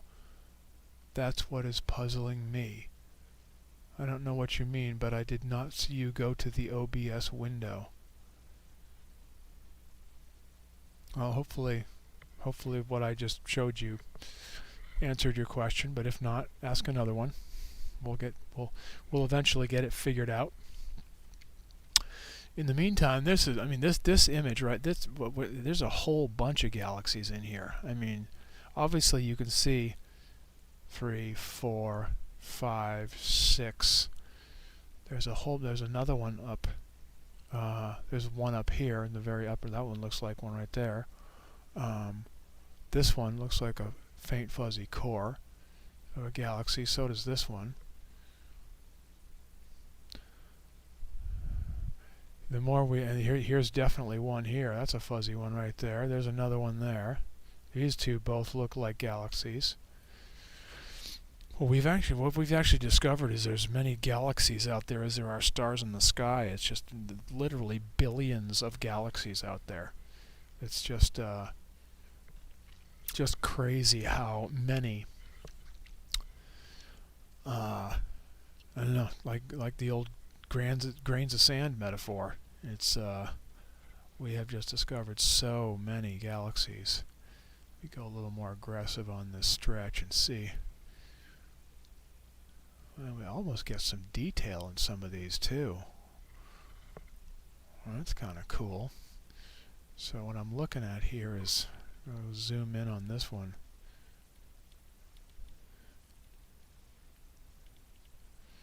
Getting almost some detail being resolved. You can see the bar. So this is a barred galaxy right here. You can see the sort of the bright little bar that's right in there, and softer fuzziness around it. It's almost like the classic TIE Fighter galaxy.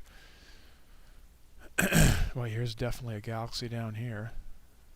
This looks like every one of these fuzzy patches here This one here, you zoom in, that's clearly not a star. These are fuzzy. These are all, I mean, my goodness, look at this one. Look, these two, now that we zoom in, are definitely galaxies. This one's definitely a galaxy. You can see the detail coming off it there. Definitely a galaxy there. All kinds of them in this shot.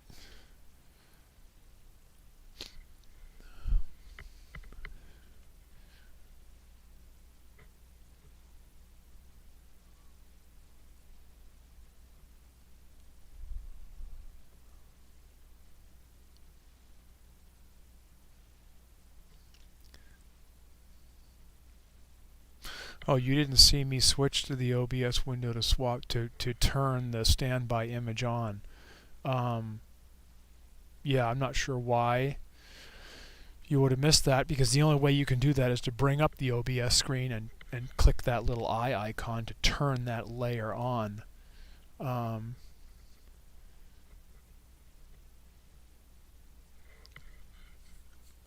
So yeah, I definitely did bring up the OBS window to turn that on, so I'm not sure why you didn't see it. Can't answer that one. But yeah, there's no remote way to turn those sources on or off that I'm aware of anyway. So yeah, sometimes things are messy. Oh well.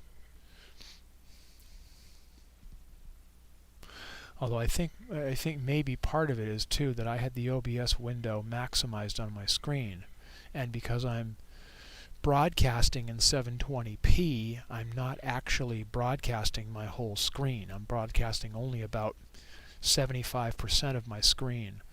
And so when OBS is maximized, that sources panel and all that stuff at the bottom is basically not visible to the section of the screen that I'm broadcasting. So that's why I mean, the OBS screen definitely came up, but you might have just seen the gray preview and that was it, and not the rest of the screen, simply because it was maximized on a screen that's bigger than what I'm broadcasting.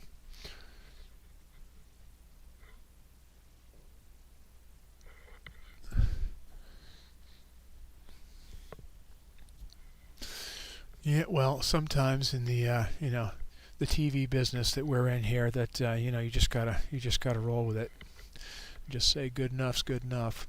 So, but yeah, I can zip to it pretty fast, and I know when you're using when you're doing your broadcast, you like to keep your taskbar on the left and click between things. I don't actually do that, and maybe this is part of what you're referring to. I use Alt-Tab. I have for years and years and years, I use Alt-Tab to switch between applications, and I don't use a taskbar, and it's much faster. And so what I do is I hold down the Alt key. In fact, I'll just unmaximize this. Hold down the Alt key, and you tap Tab once, and you see all your programs that are open. You hold down the Alt key, and you can tab between all of your programs. And so I can tab between one and the other. And the nice thing about it is if you Alt-Tab once, it just goes to the previous program. So Alt-Tab and let go, Alt-Tab and let go, Alt-Tab and let go. You can zip between two screens very, very quickly. And so when I want to bring up OBS, I go over to OBS, click the button, and then Alt-Tab back immediately off it, so it's still very quick. So maybe that's why you didn't really see it. It was there, but it was there really fast because I was Alt-Tabbing between the programs really quickly. So maybe that's something you can use to speed it up a little bit.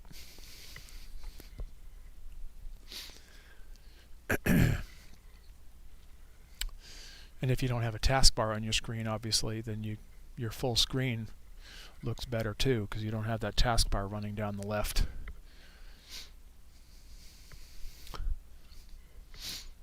Anyway, these are coming out pretty nicely.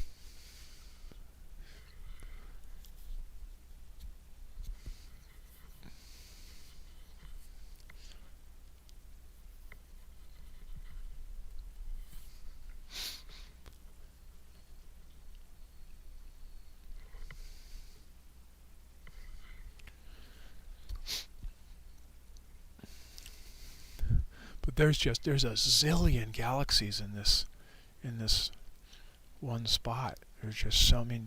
You scroll up and there's, I mean, every single one of these soft fuzzy spots is very likely, well, fairly likely a galaxy. Some of them are going to be stars, but most of them look too fuzzy to be a star. Stars look fairly sharp usually, even when they're faint like that. That's very faint, but it's fairly sharp, likely to be a star. This is faint but fuzzy. So, you know, this is faint but fuzzy-ish. Really, really cool.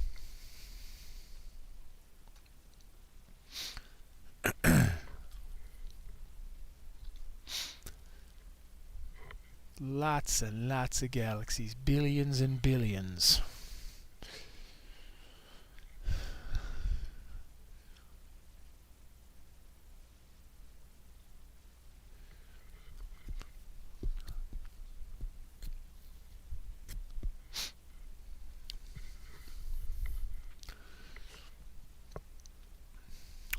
But these little guys here, yeah, this is definitely a barred galaxy here. And then this is showing a little bit of detail showing up in here, but it's kind of hard to tell. Obviously we have some stars in our own Milky Way that are much, much closer. They're in the foreground of these background galaxies that are quite far away and well outside our galaxy. So, you know, some of these stars are kind of in the way of seeing what's going on here, but it's quite a little batch of them in there.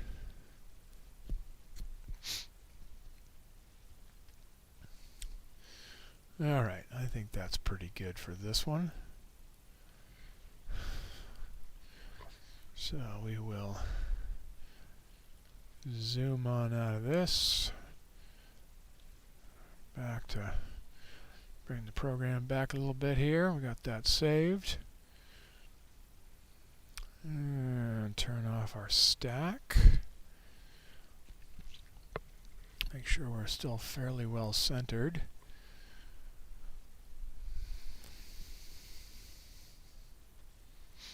Yeah, we're still pretty good on that. Okay, and we'll drop the exposure back down in preparation of moving the scope. Alright, what was next? Let's see. ARP278. Ooh, there's a couple of wispies. Alright, ARP278.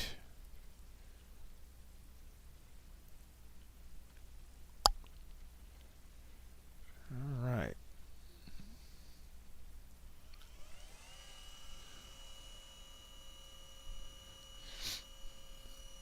And again, probably no pictures.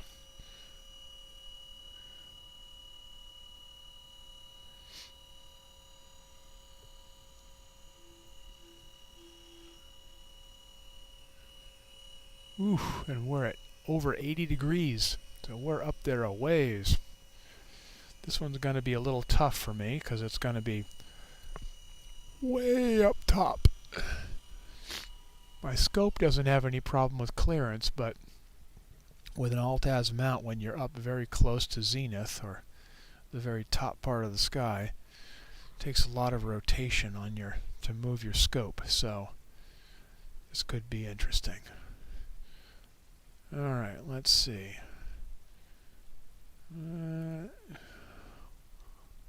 See if I'm seeing anybody here.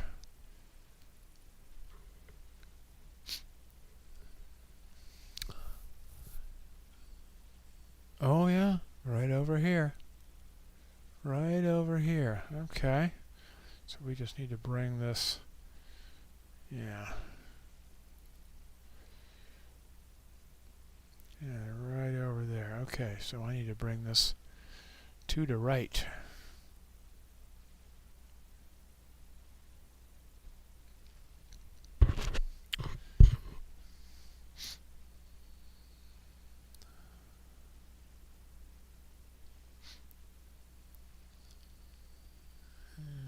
Probably be a little bit more.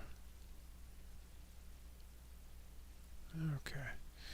And we'll bring it up just a little bit. That's probably good.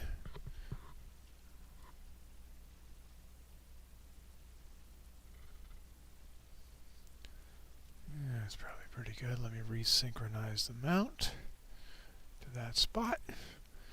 All right.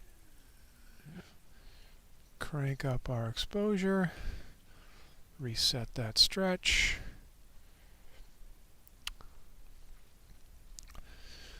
Let the first sub come in, and we'll see where we are at.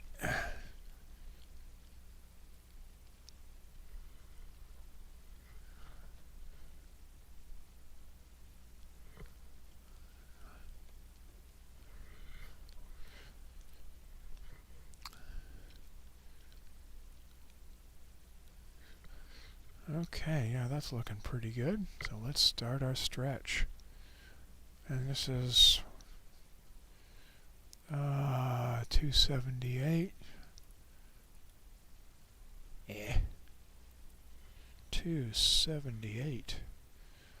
And we'll clear out 113 and start on 278.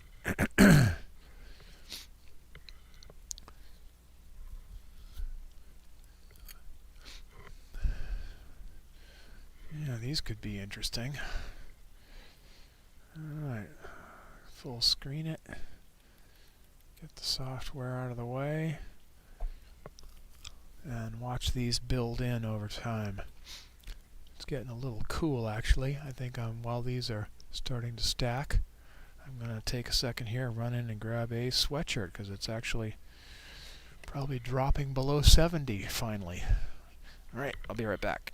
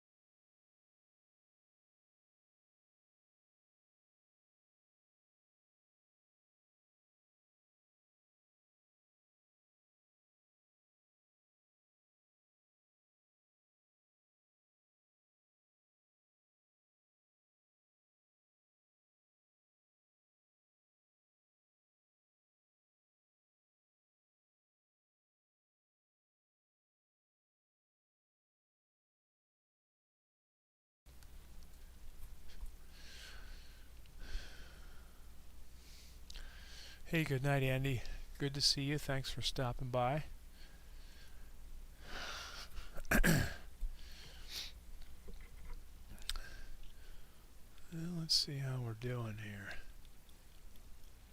A couple of interacting galaxies, I guess. Let's brighten things up a little bit here. Get a little more aggressive in the stretch.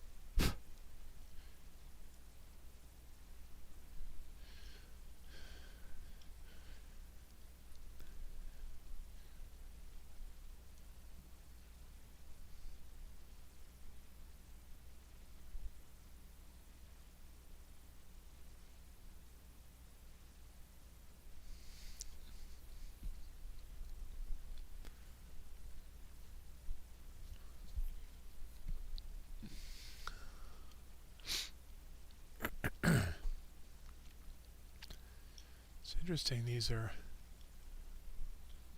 look like they're, I mean, obviously this is a monochrome camera, but obviously a different color from the foreground stars that we're seeing.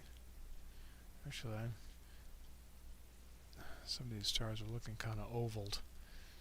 You can see some of these they're looking like ovals instead of circles, and that was what I was alluding to earlier with this being so close to the zenith, straight up in the sky.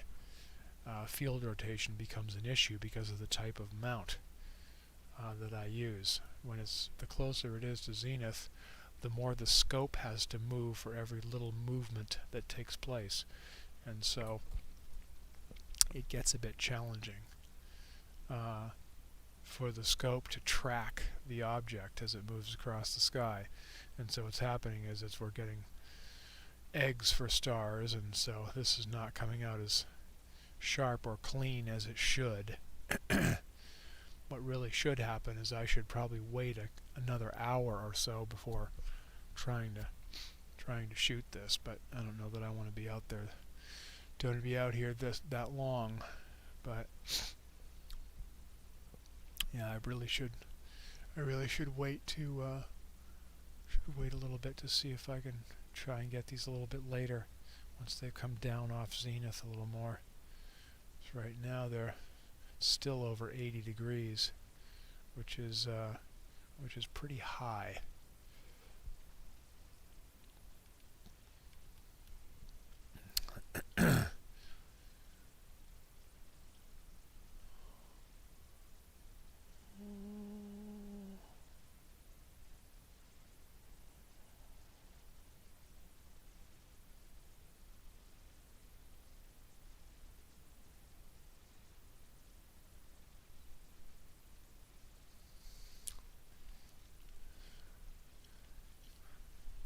How do I turn the oculars plug-in on? I forget.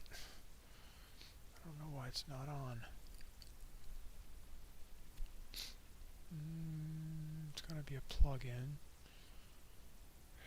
Where are plug-ins? Are plug-ins?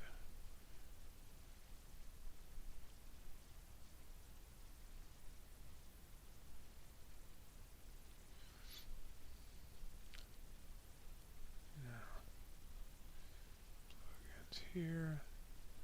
Ocular. Loaded startup. Okay, so why aren't you running? It's supposed to be loading at startup.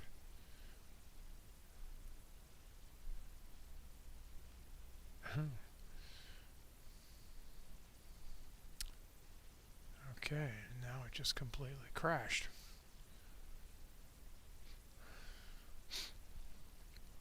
Ah, the joys of software.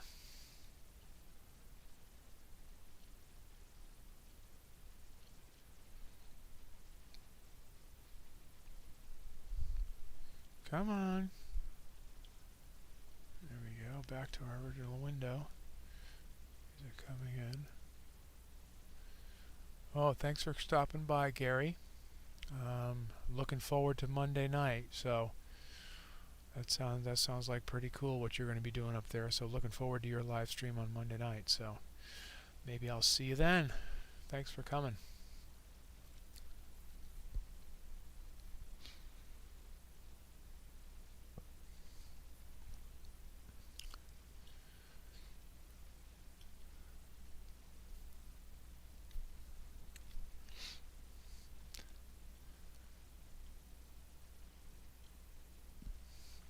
Yeah, nothing better than getting out onto the dark side yourself. That's a cool one. It's a cool thing to do. Yeah, see you Monday. If not tomorrow, one of us will probably stream. You, me, somebody. But anyway, yeah, definitely Monday. That sounds like really cool. Look forward to it.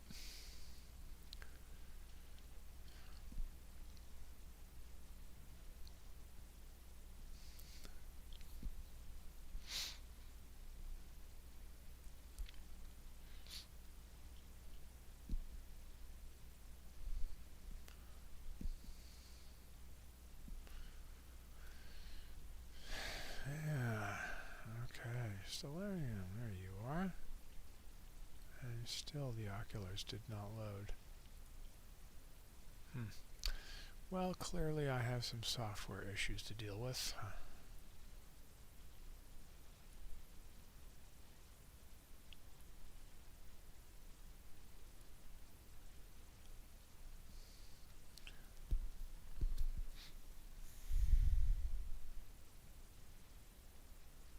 Those two are coming in pretty cool.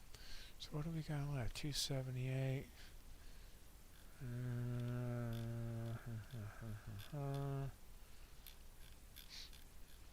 What have we done here? We did all the ARPs. We did these first two planetaries. We didn't do NGC 7023. We'll finish off with a bright one. That's a pretty good one.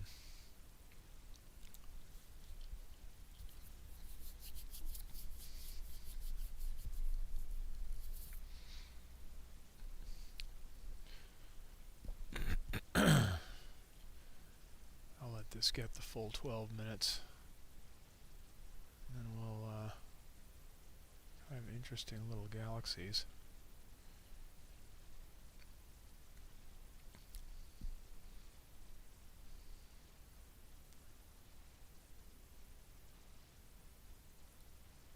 Alright, save exactly as seen. Very good.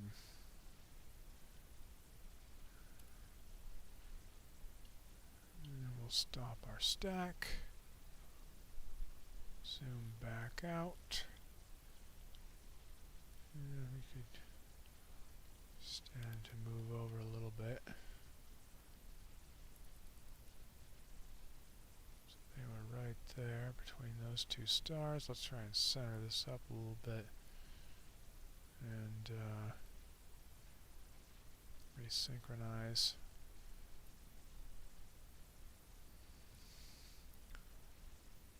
That looks about right. Okay. And we're pretty much right up on the top here.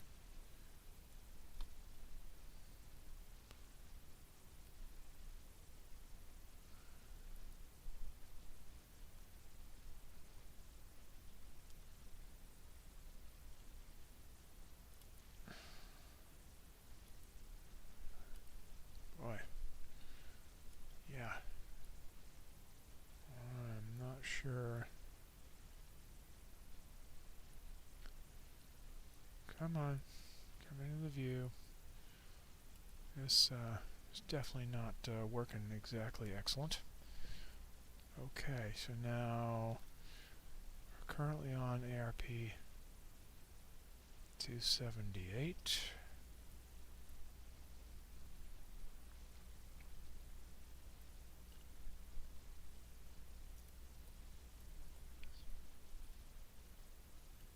Okay, synchronize on it, and now we want to go to NGC 7023.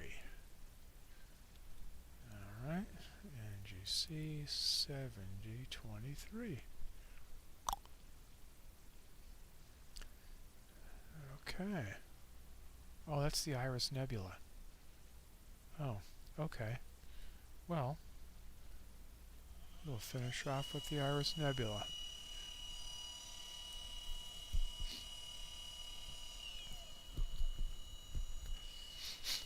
Iris Nebula.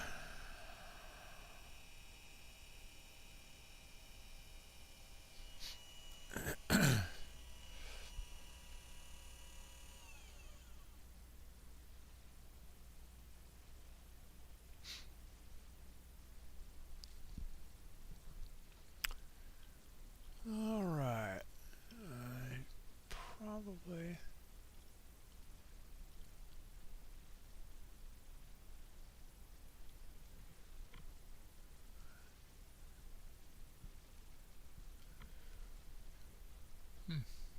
some little clicking noise from the scope, but everything looks okay, so... And no cables getting bound. Alright.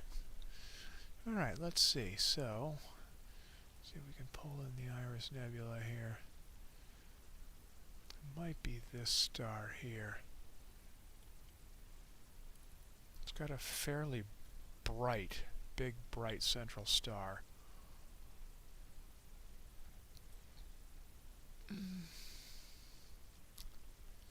I still think this is probably it.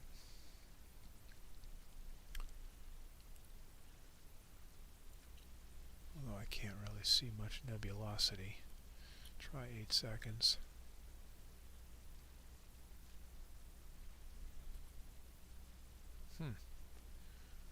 Still not seeing it.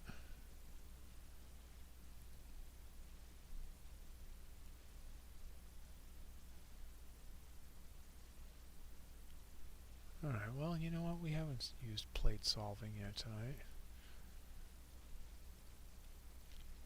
Let's click the plate solve button.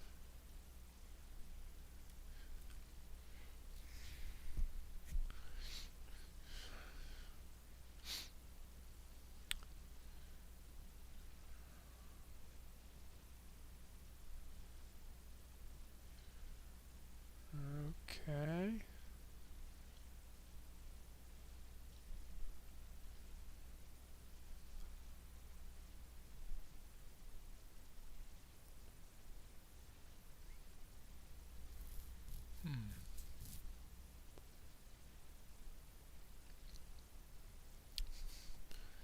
Plate solving is a great function.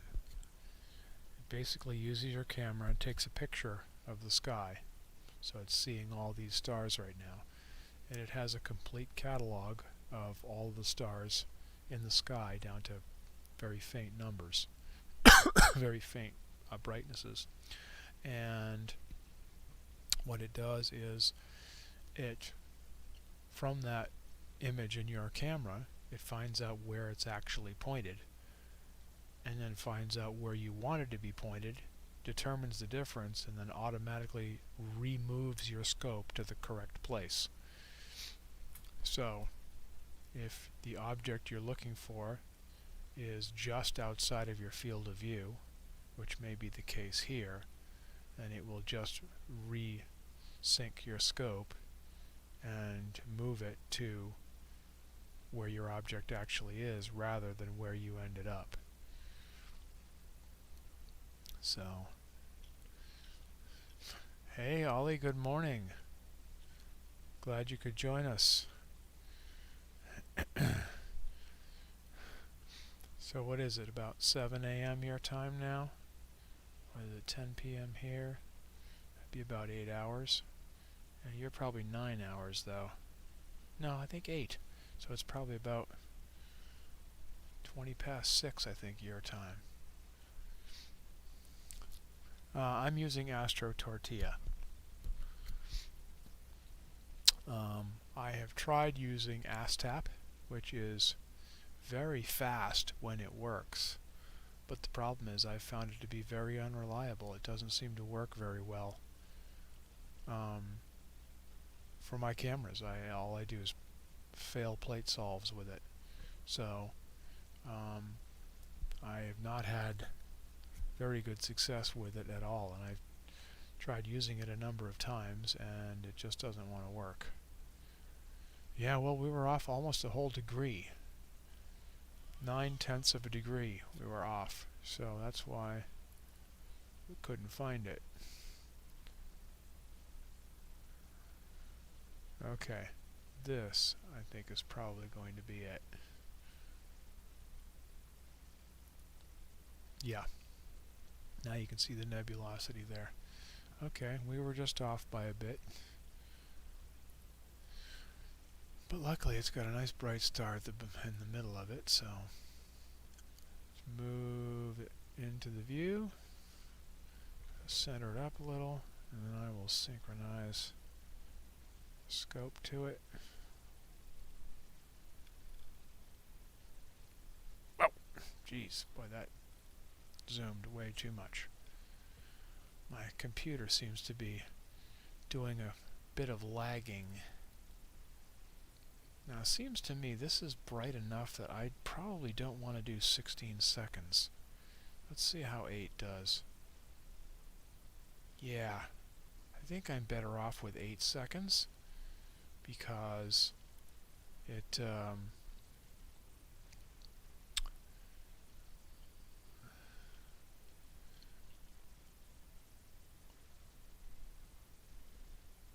if I do 16 it blows out a little too much. Okay. Iris Nebula. We'll clear out ARP278 and we'll start it stacking on the iris.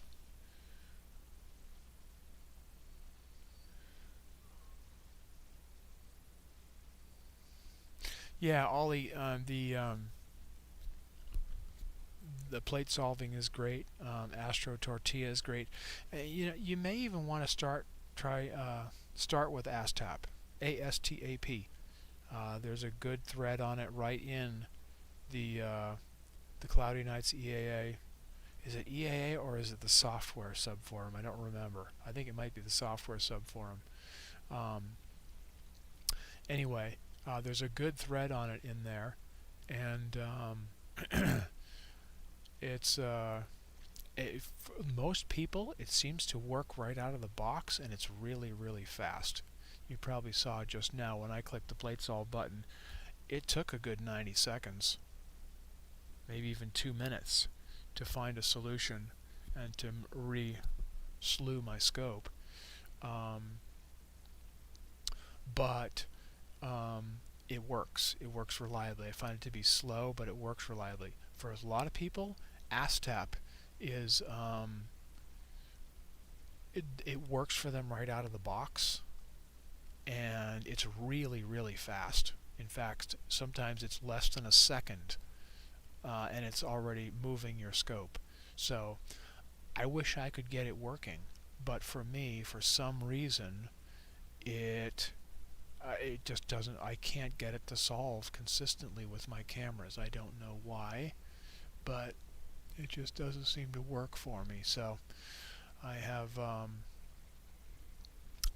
I've installed it 2 or 3 times and played with settings and tried to get the thing working, and I've just given up.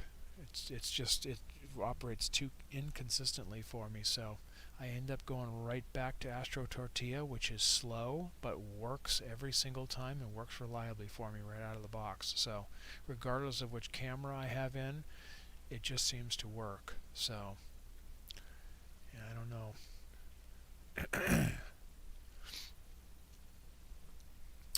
Anyway, the Iris Nebula. So this is kind of a cool looking nebula.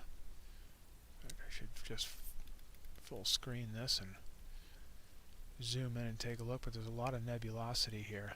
A bright central star, and then the clouds of nebulosity around it are pretty interesting looking. So we'll spend a few minutes seeing what we can pull out of this.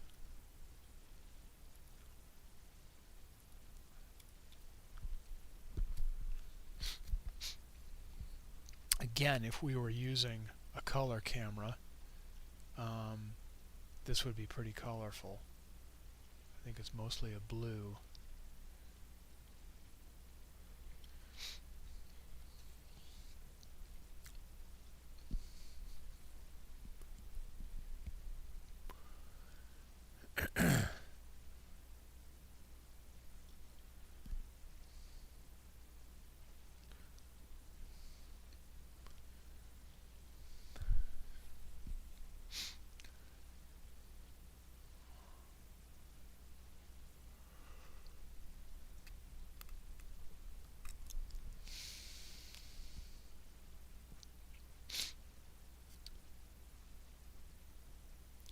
That's a pretty fun one.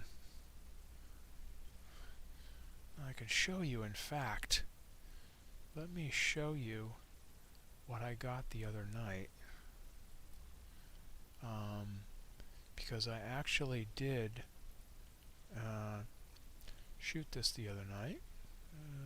SharpCap captures.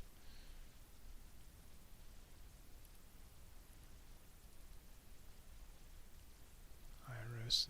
And so this one I did with the color 178.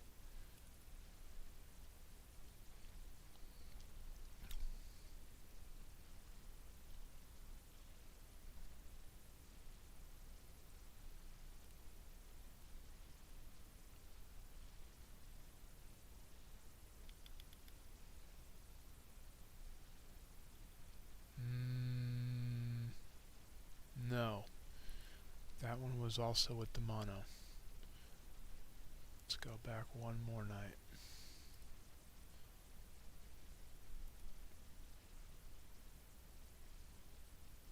Trifid, where are you?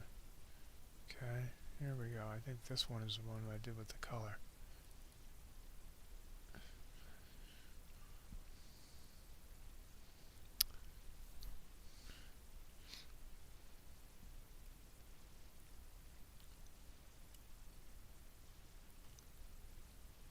Yeah, so this is the one I did with the color camera the other night. Pretty noisy.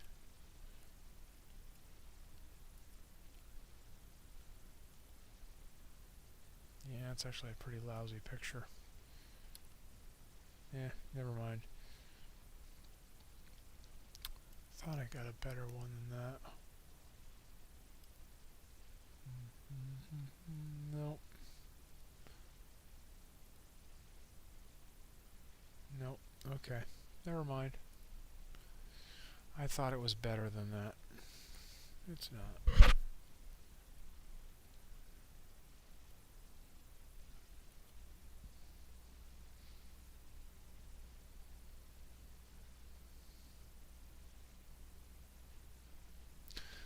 Is there a big difference in sensitivity between the color and black and white version of the 7178? There's a big difference in sensitivity between the color and black and white version of any camera. The Bayer matrix, I mean, basically the cameras are the same. They're the same sensor. The only difference in the color camera is the Bayer matrix is over the top of the pixels on the color camera that forces a pixel to only detect one color. So in a group of 4 pixels, 2 of the pixels will have a green lens or filter on them, and a third one will have a blue, and the fourth one will have a red. So it's green, green, blue, red. And the reason green is favored is because our eyes tend to see green more more effectively, or our eyes are more sensitive to green, therefore we're used to seeing more green, therefore they make the camera the same way, sees more green.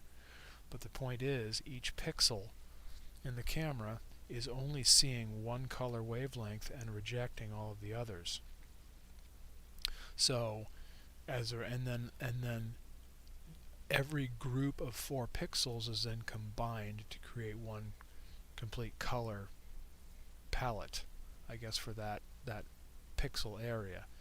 And so then what is sent to the camera, when is sent out of the camera, is all 4 of those pixels are that color. And so that filter that goes over the top, of course, because it only allows one color in and rejects all of the wavelengths, makes the camera a whole lot less sensitive. So mono cameras are always a lot more sensitive than color, because every pixel is getting 100% of the photons coming at it, regardless of what color they are, regardless of where they are on the spectrum. So they are a lot more sensitive. They get a lot more light. So yes, and the 178 is no exception. It's much more sensitive than the color. Now, when you talk about comparing one camera to another, is the color of one and the black and white of a different one, that's a different kettle of fish. But when comparing them side by side with each of their counterparts, it definitely is a lot more sensitive. The mono version is always a lot more sensitive.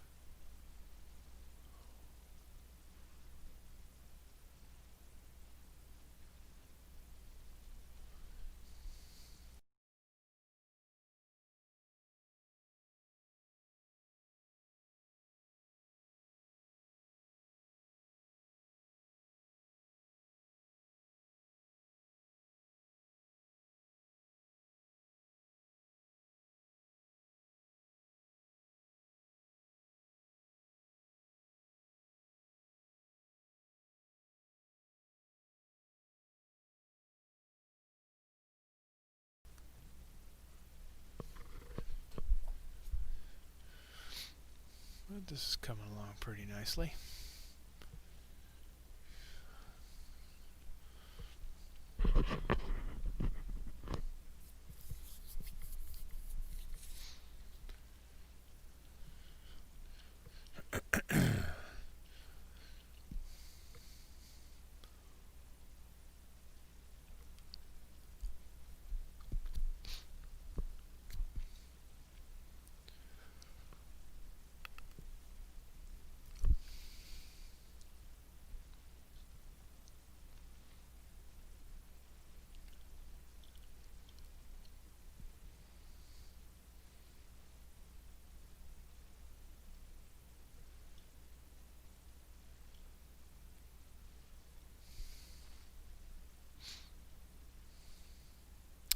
I don't know if there's a factor between.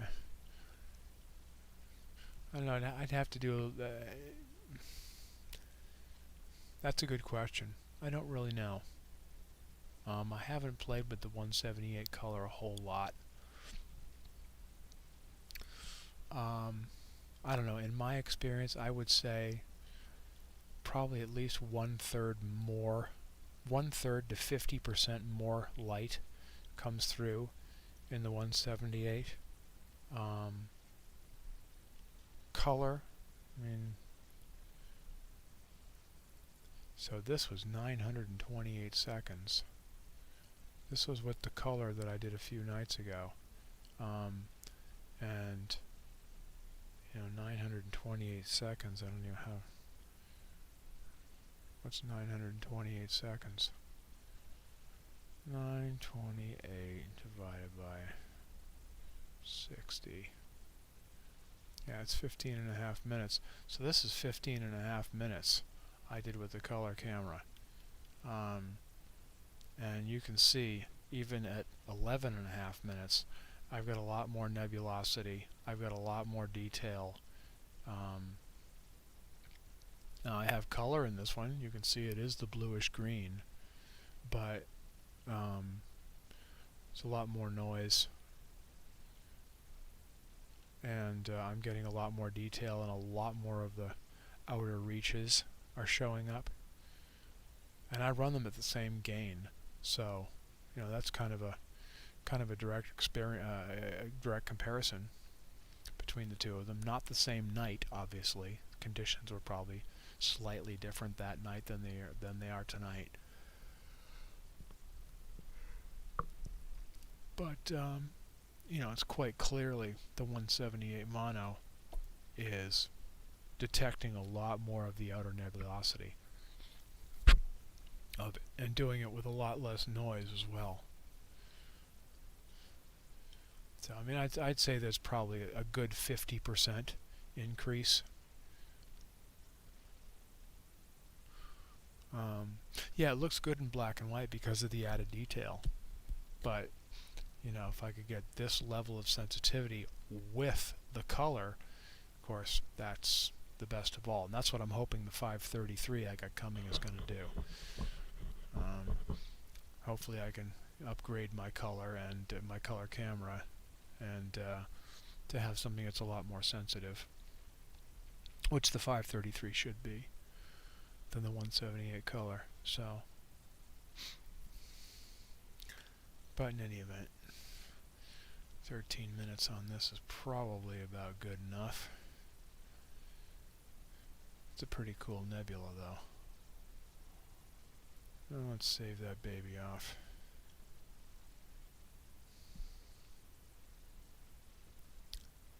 Alright. Bring our window back. Shut our stack off. Zoom out. See how we're still centered. Yeah, we are. Good. Okay.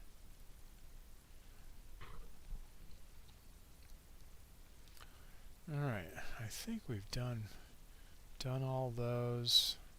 We've done all those. The planetaries. We did the first two of these. NGC 40 was really small. No, 6826 was really small. 40 was pretty cool. We liked that one. NGC 7008. Let's see. Let's see where that is. Okay, NGC 7008. Well, it shows up. Size. Very, very small. Fetus. Coat Button Nebula. Okay. What the heck? Oop. Let's send the scope and see what happens.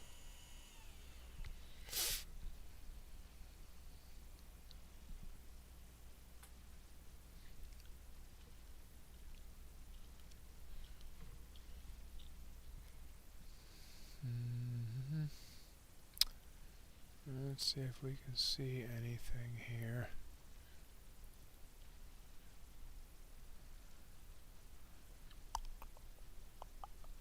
Oh yeah, right there. Look at that. Alright.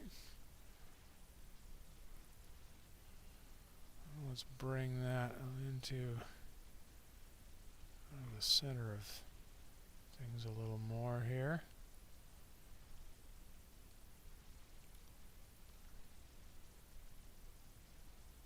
Yeah, it's probably pretty good. Synchronize the scope. Go out to 16 seconds, undo that stretch so we don't blow things out. And then I will need to go back to my 16-second dark. And we'll see what happens here.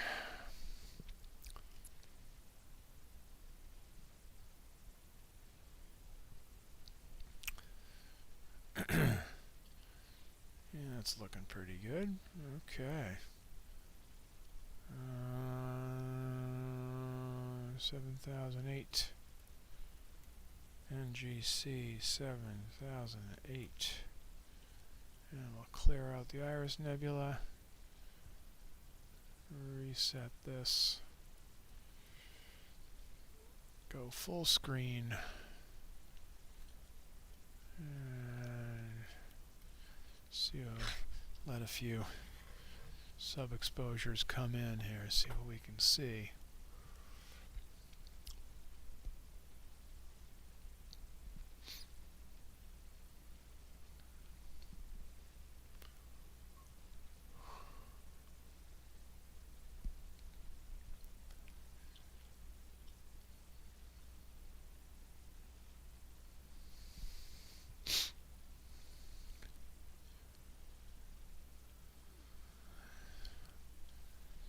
Start out pretty noisy, but then you pull in a few sub-exposures on the stack and adjust the histogram out and darken the sky up, and it starts looking a whole lot better.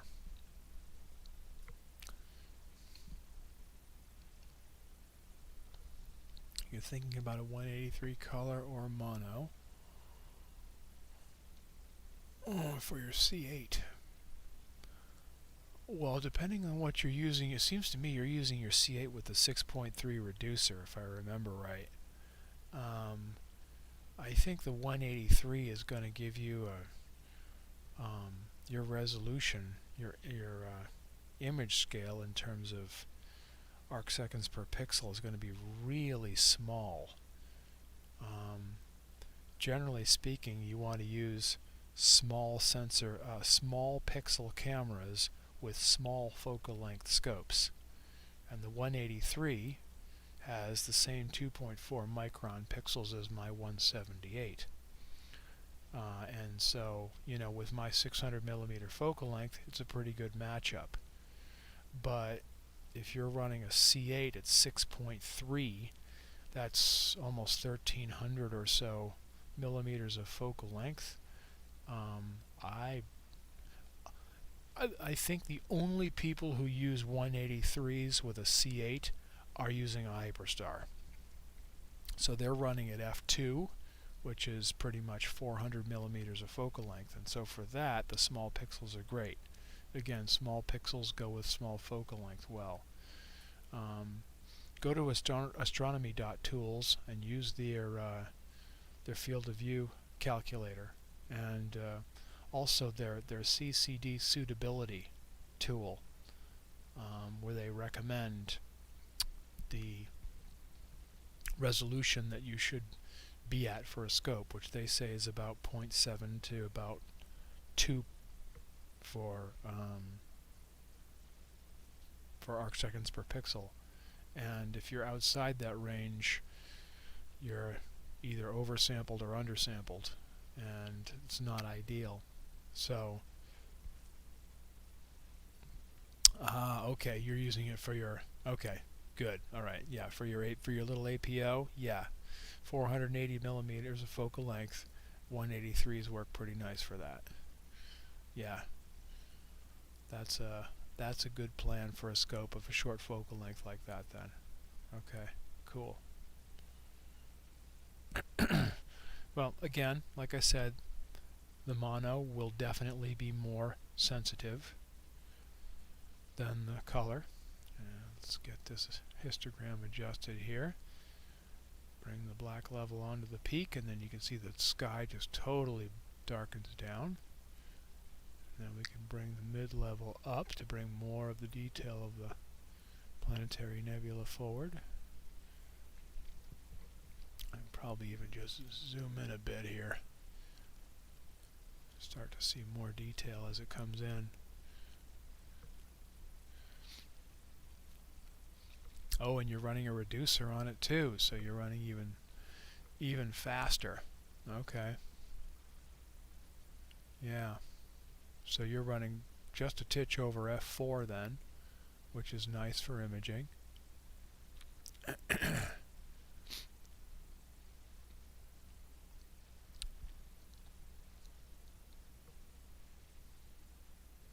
Yeah.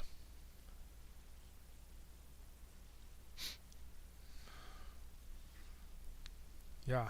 Well, with a short focal length like that, yeah, the small pixel 183 is is pretty nice.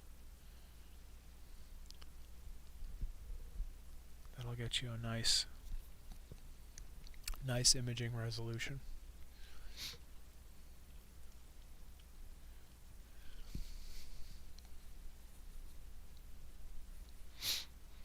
Nice speed, nice resolution.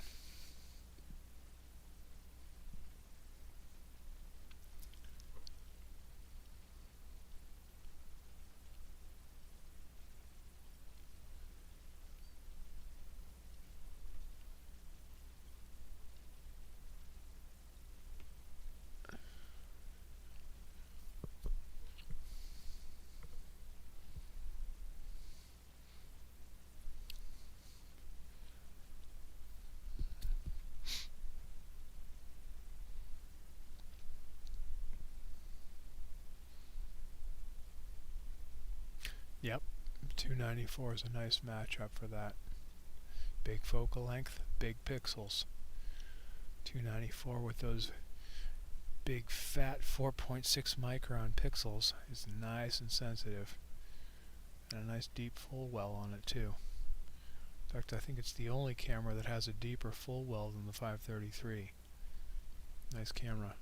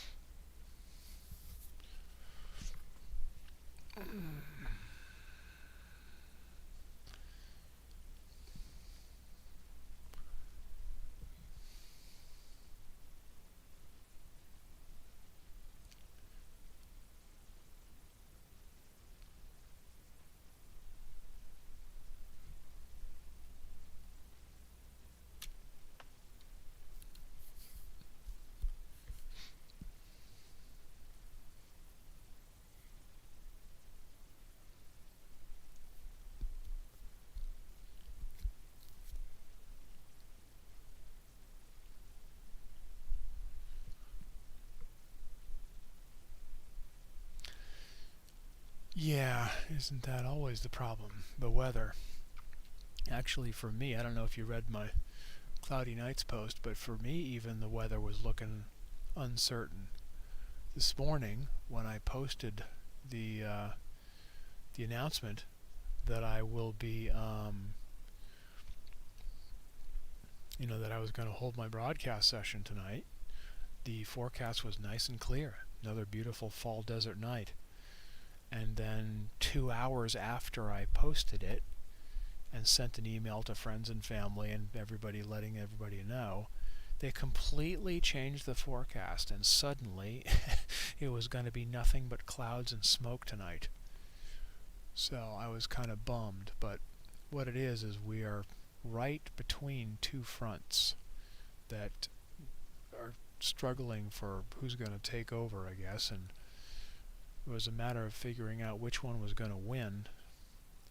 And I had a feeling we were just going to stay right in the middle, and sure enough we did, and it has been an absolutely gorgeous, clear, calm night. So 4 nights in a row of really good weather here, so it's been pretty nice.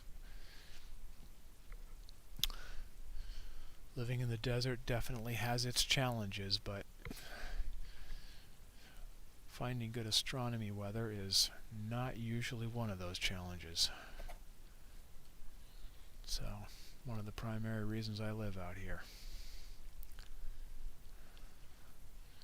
No light pollution and pretty good weather for astronomy most times.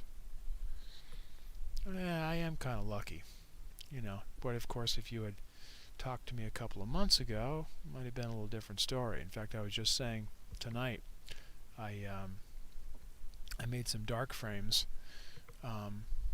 Just last night I had to make a new set of dark frames because I hadn't made some in a while. And I looked back at the last ones I made them on August 13th, and the temperature of the camera, my uncooled camera, was 40.8 C. And that's not from exposures, that's from air temperature. So You know, it's you definitely do. You know, and that, of course, that was 10 or 11 at night. It's still 40. It's still over 40 C. So living in the desert definitely does have its challenges too.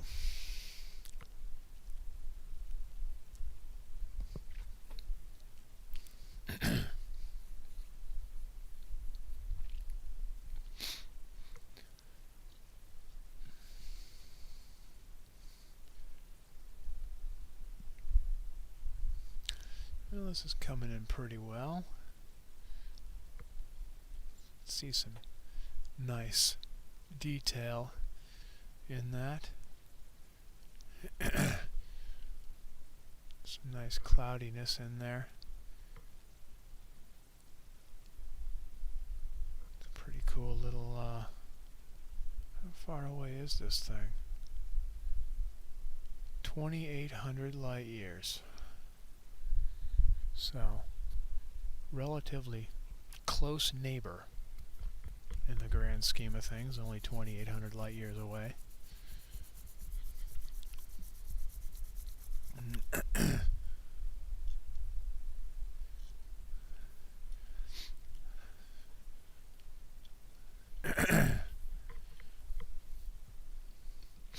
Yeah, looking pretty good.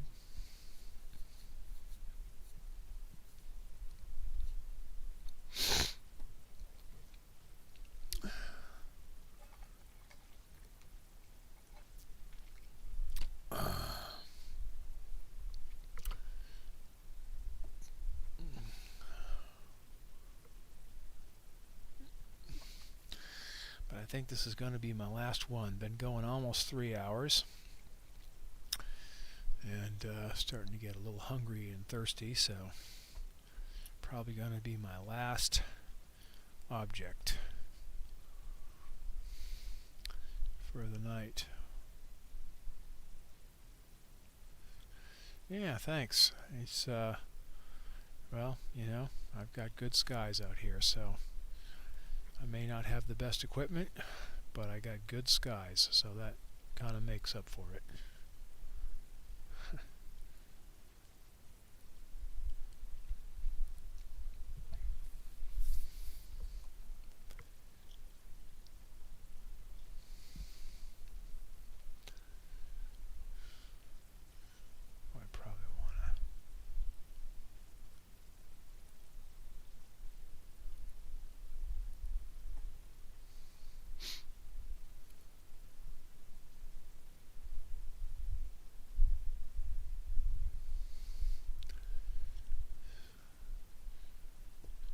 But it's good to see you, Ollie. Glad to see that you showed up.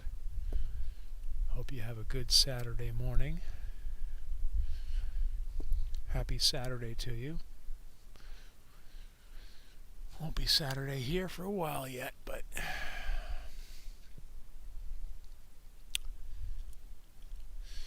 yeah, conditions do beat equipment. In fact, I think that's one of the things that they say, the best astronomy accessory you can buy yourself is gasoline for your car to drive to a darker site.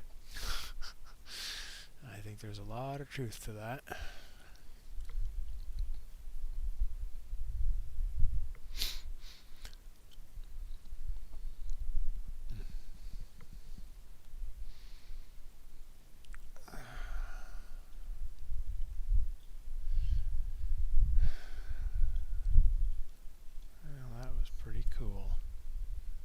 Little planetary there.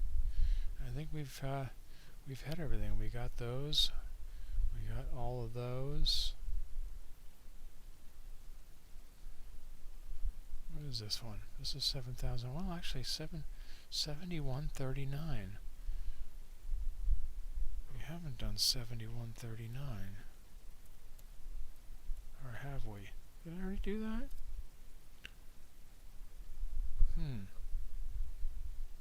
I think I already done it anyway.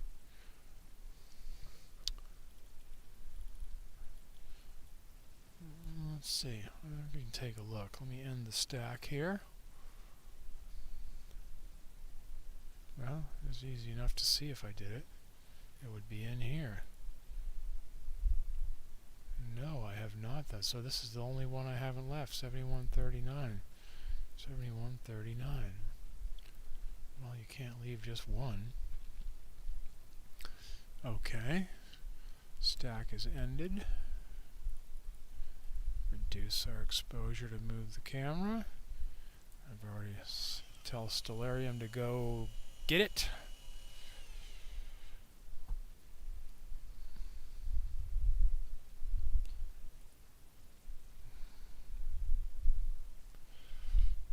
Alright. Let's see. See if we can see it.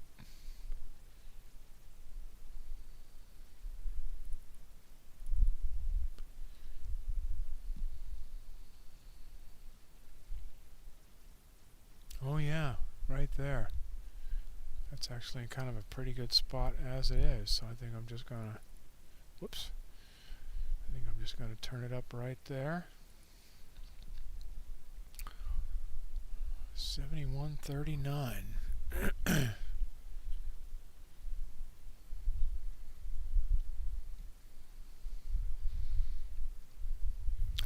Yeah, right there, just a faint circle right in the middle there. Alright. Clear the old stack. We'll just leave the histogram where it is. Let's see what shows up.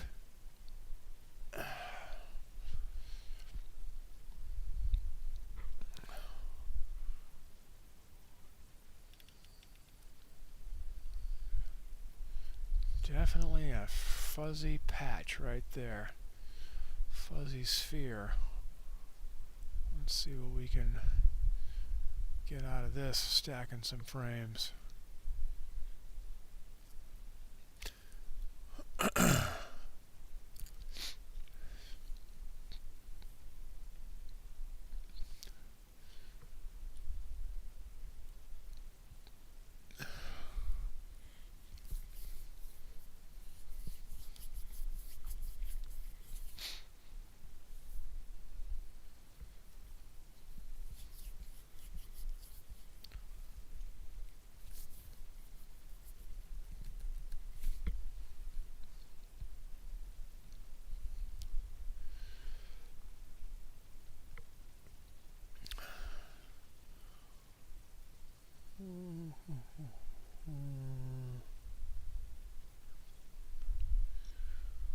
This is 4,500 light years away. Mag 13.3. Yeah, it's a pretty faint one.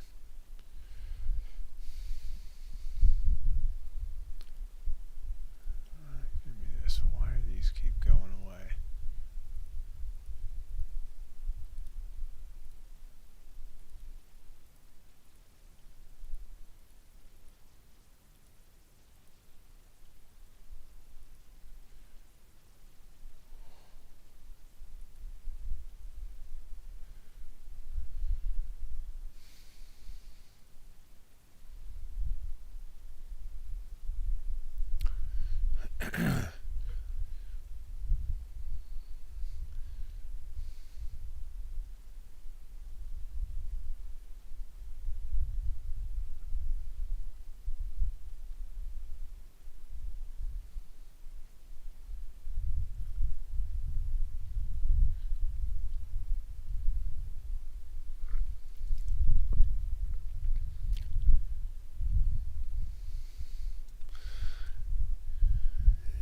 It's coming in slowly, but it's going to take some time to bring this guy in. That's about right. Alright.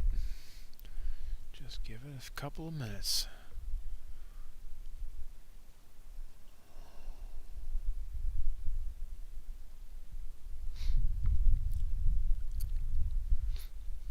Yeah, I like planetaries too. I like galaxies best, but planetaries are second.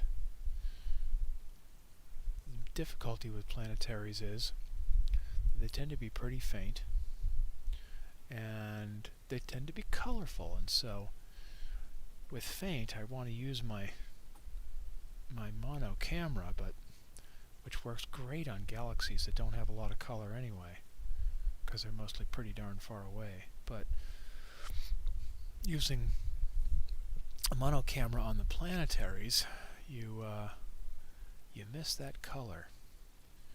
So it's a little bit of a bummer. But the sensitivity for the faintness is really handy, so I don't know. But I like doing planetaries too. See, if I was using a color camera, it would stand out much better against the background. Because you'd see that color against the dark sky. But in this case,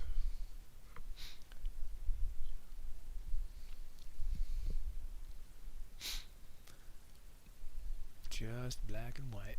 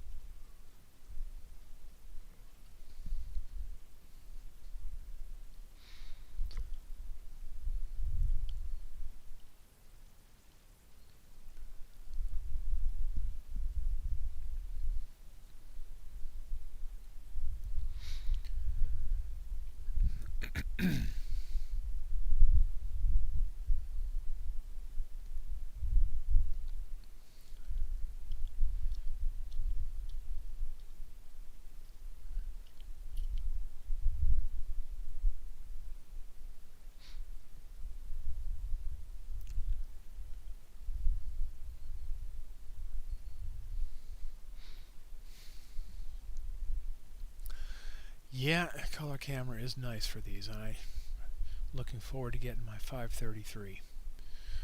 So, should be here next week. Of course, by then the moon will be dominating the sky, so I won't be able to do much with it for a while, but looking forward to it.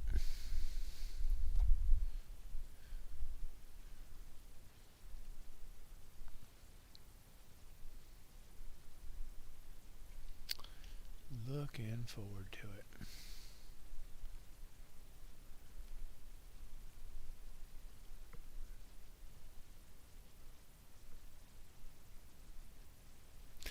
Yeah, galaxies definitely respond really well to black and white cameras. They really do. It's your best friend when you're a galaxy hunter.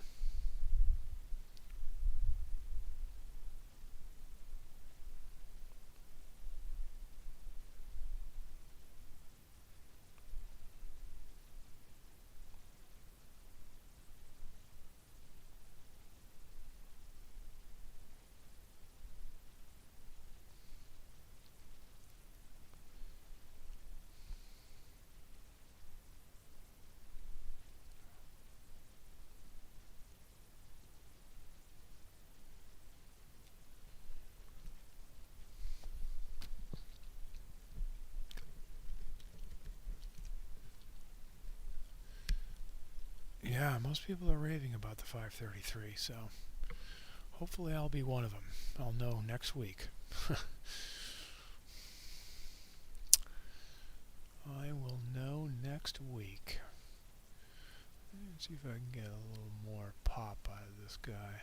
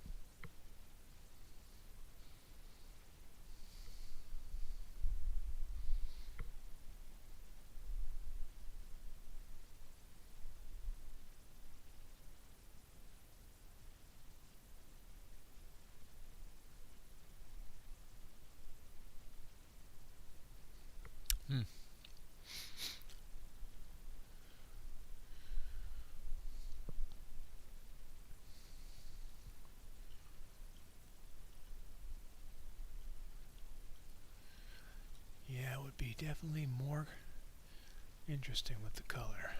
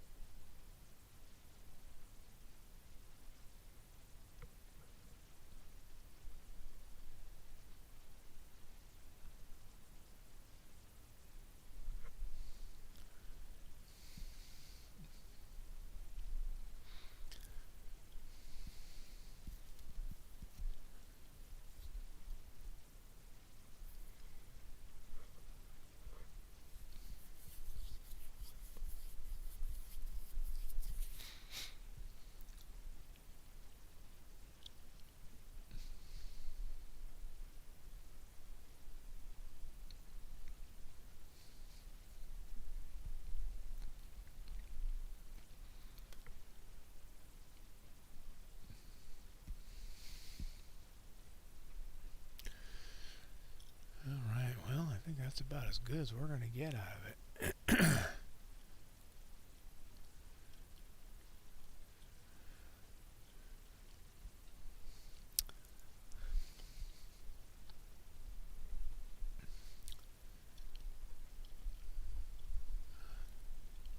Save as seen. Kind of a cool little guy. Alright, well, I think, ladies and gents, I'm going to call it a night.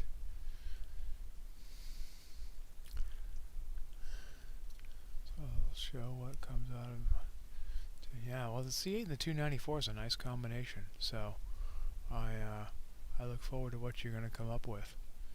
So, yeah, I look forward to that. I'm gonna make this video be my submission for the thing. You just have to watch 3 hours of video to see me see all the things. Anyway, see what the forum thinks of that. I submit the link to this video as my submission for the challenge. Watch me get them all in real time. Anyway, so I think I am going to call it a night, folks. Thank you everyone for showing up, and I will... Oh, you might be able to get out on Monday? Cool. Getting out is the best thing of all. It's a lot of fun. Alright, well, thank you everybody for showing up. I appreciate it, and I will see you next time, whenever that is. Maybe I'll get one more in before the moon gets bright here, but not sure. But see you all soon. Thanks everybody for being here. Good night.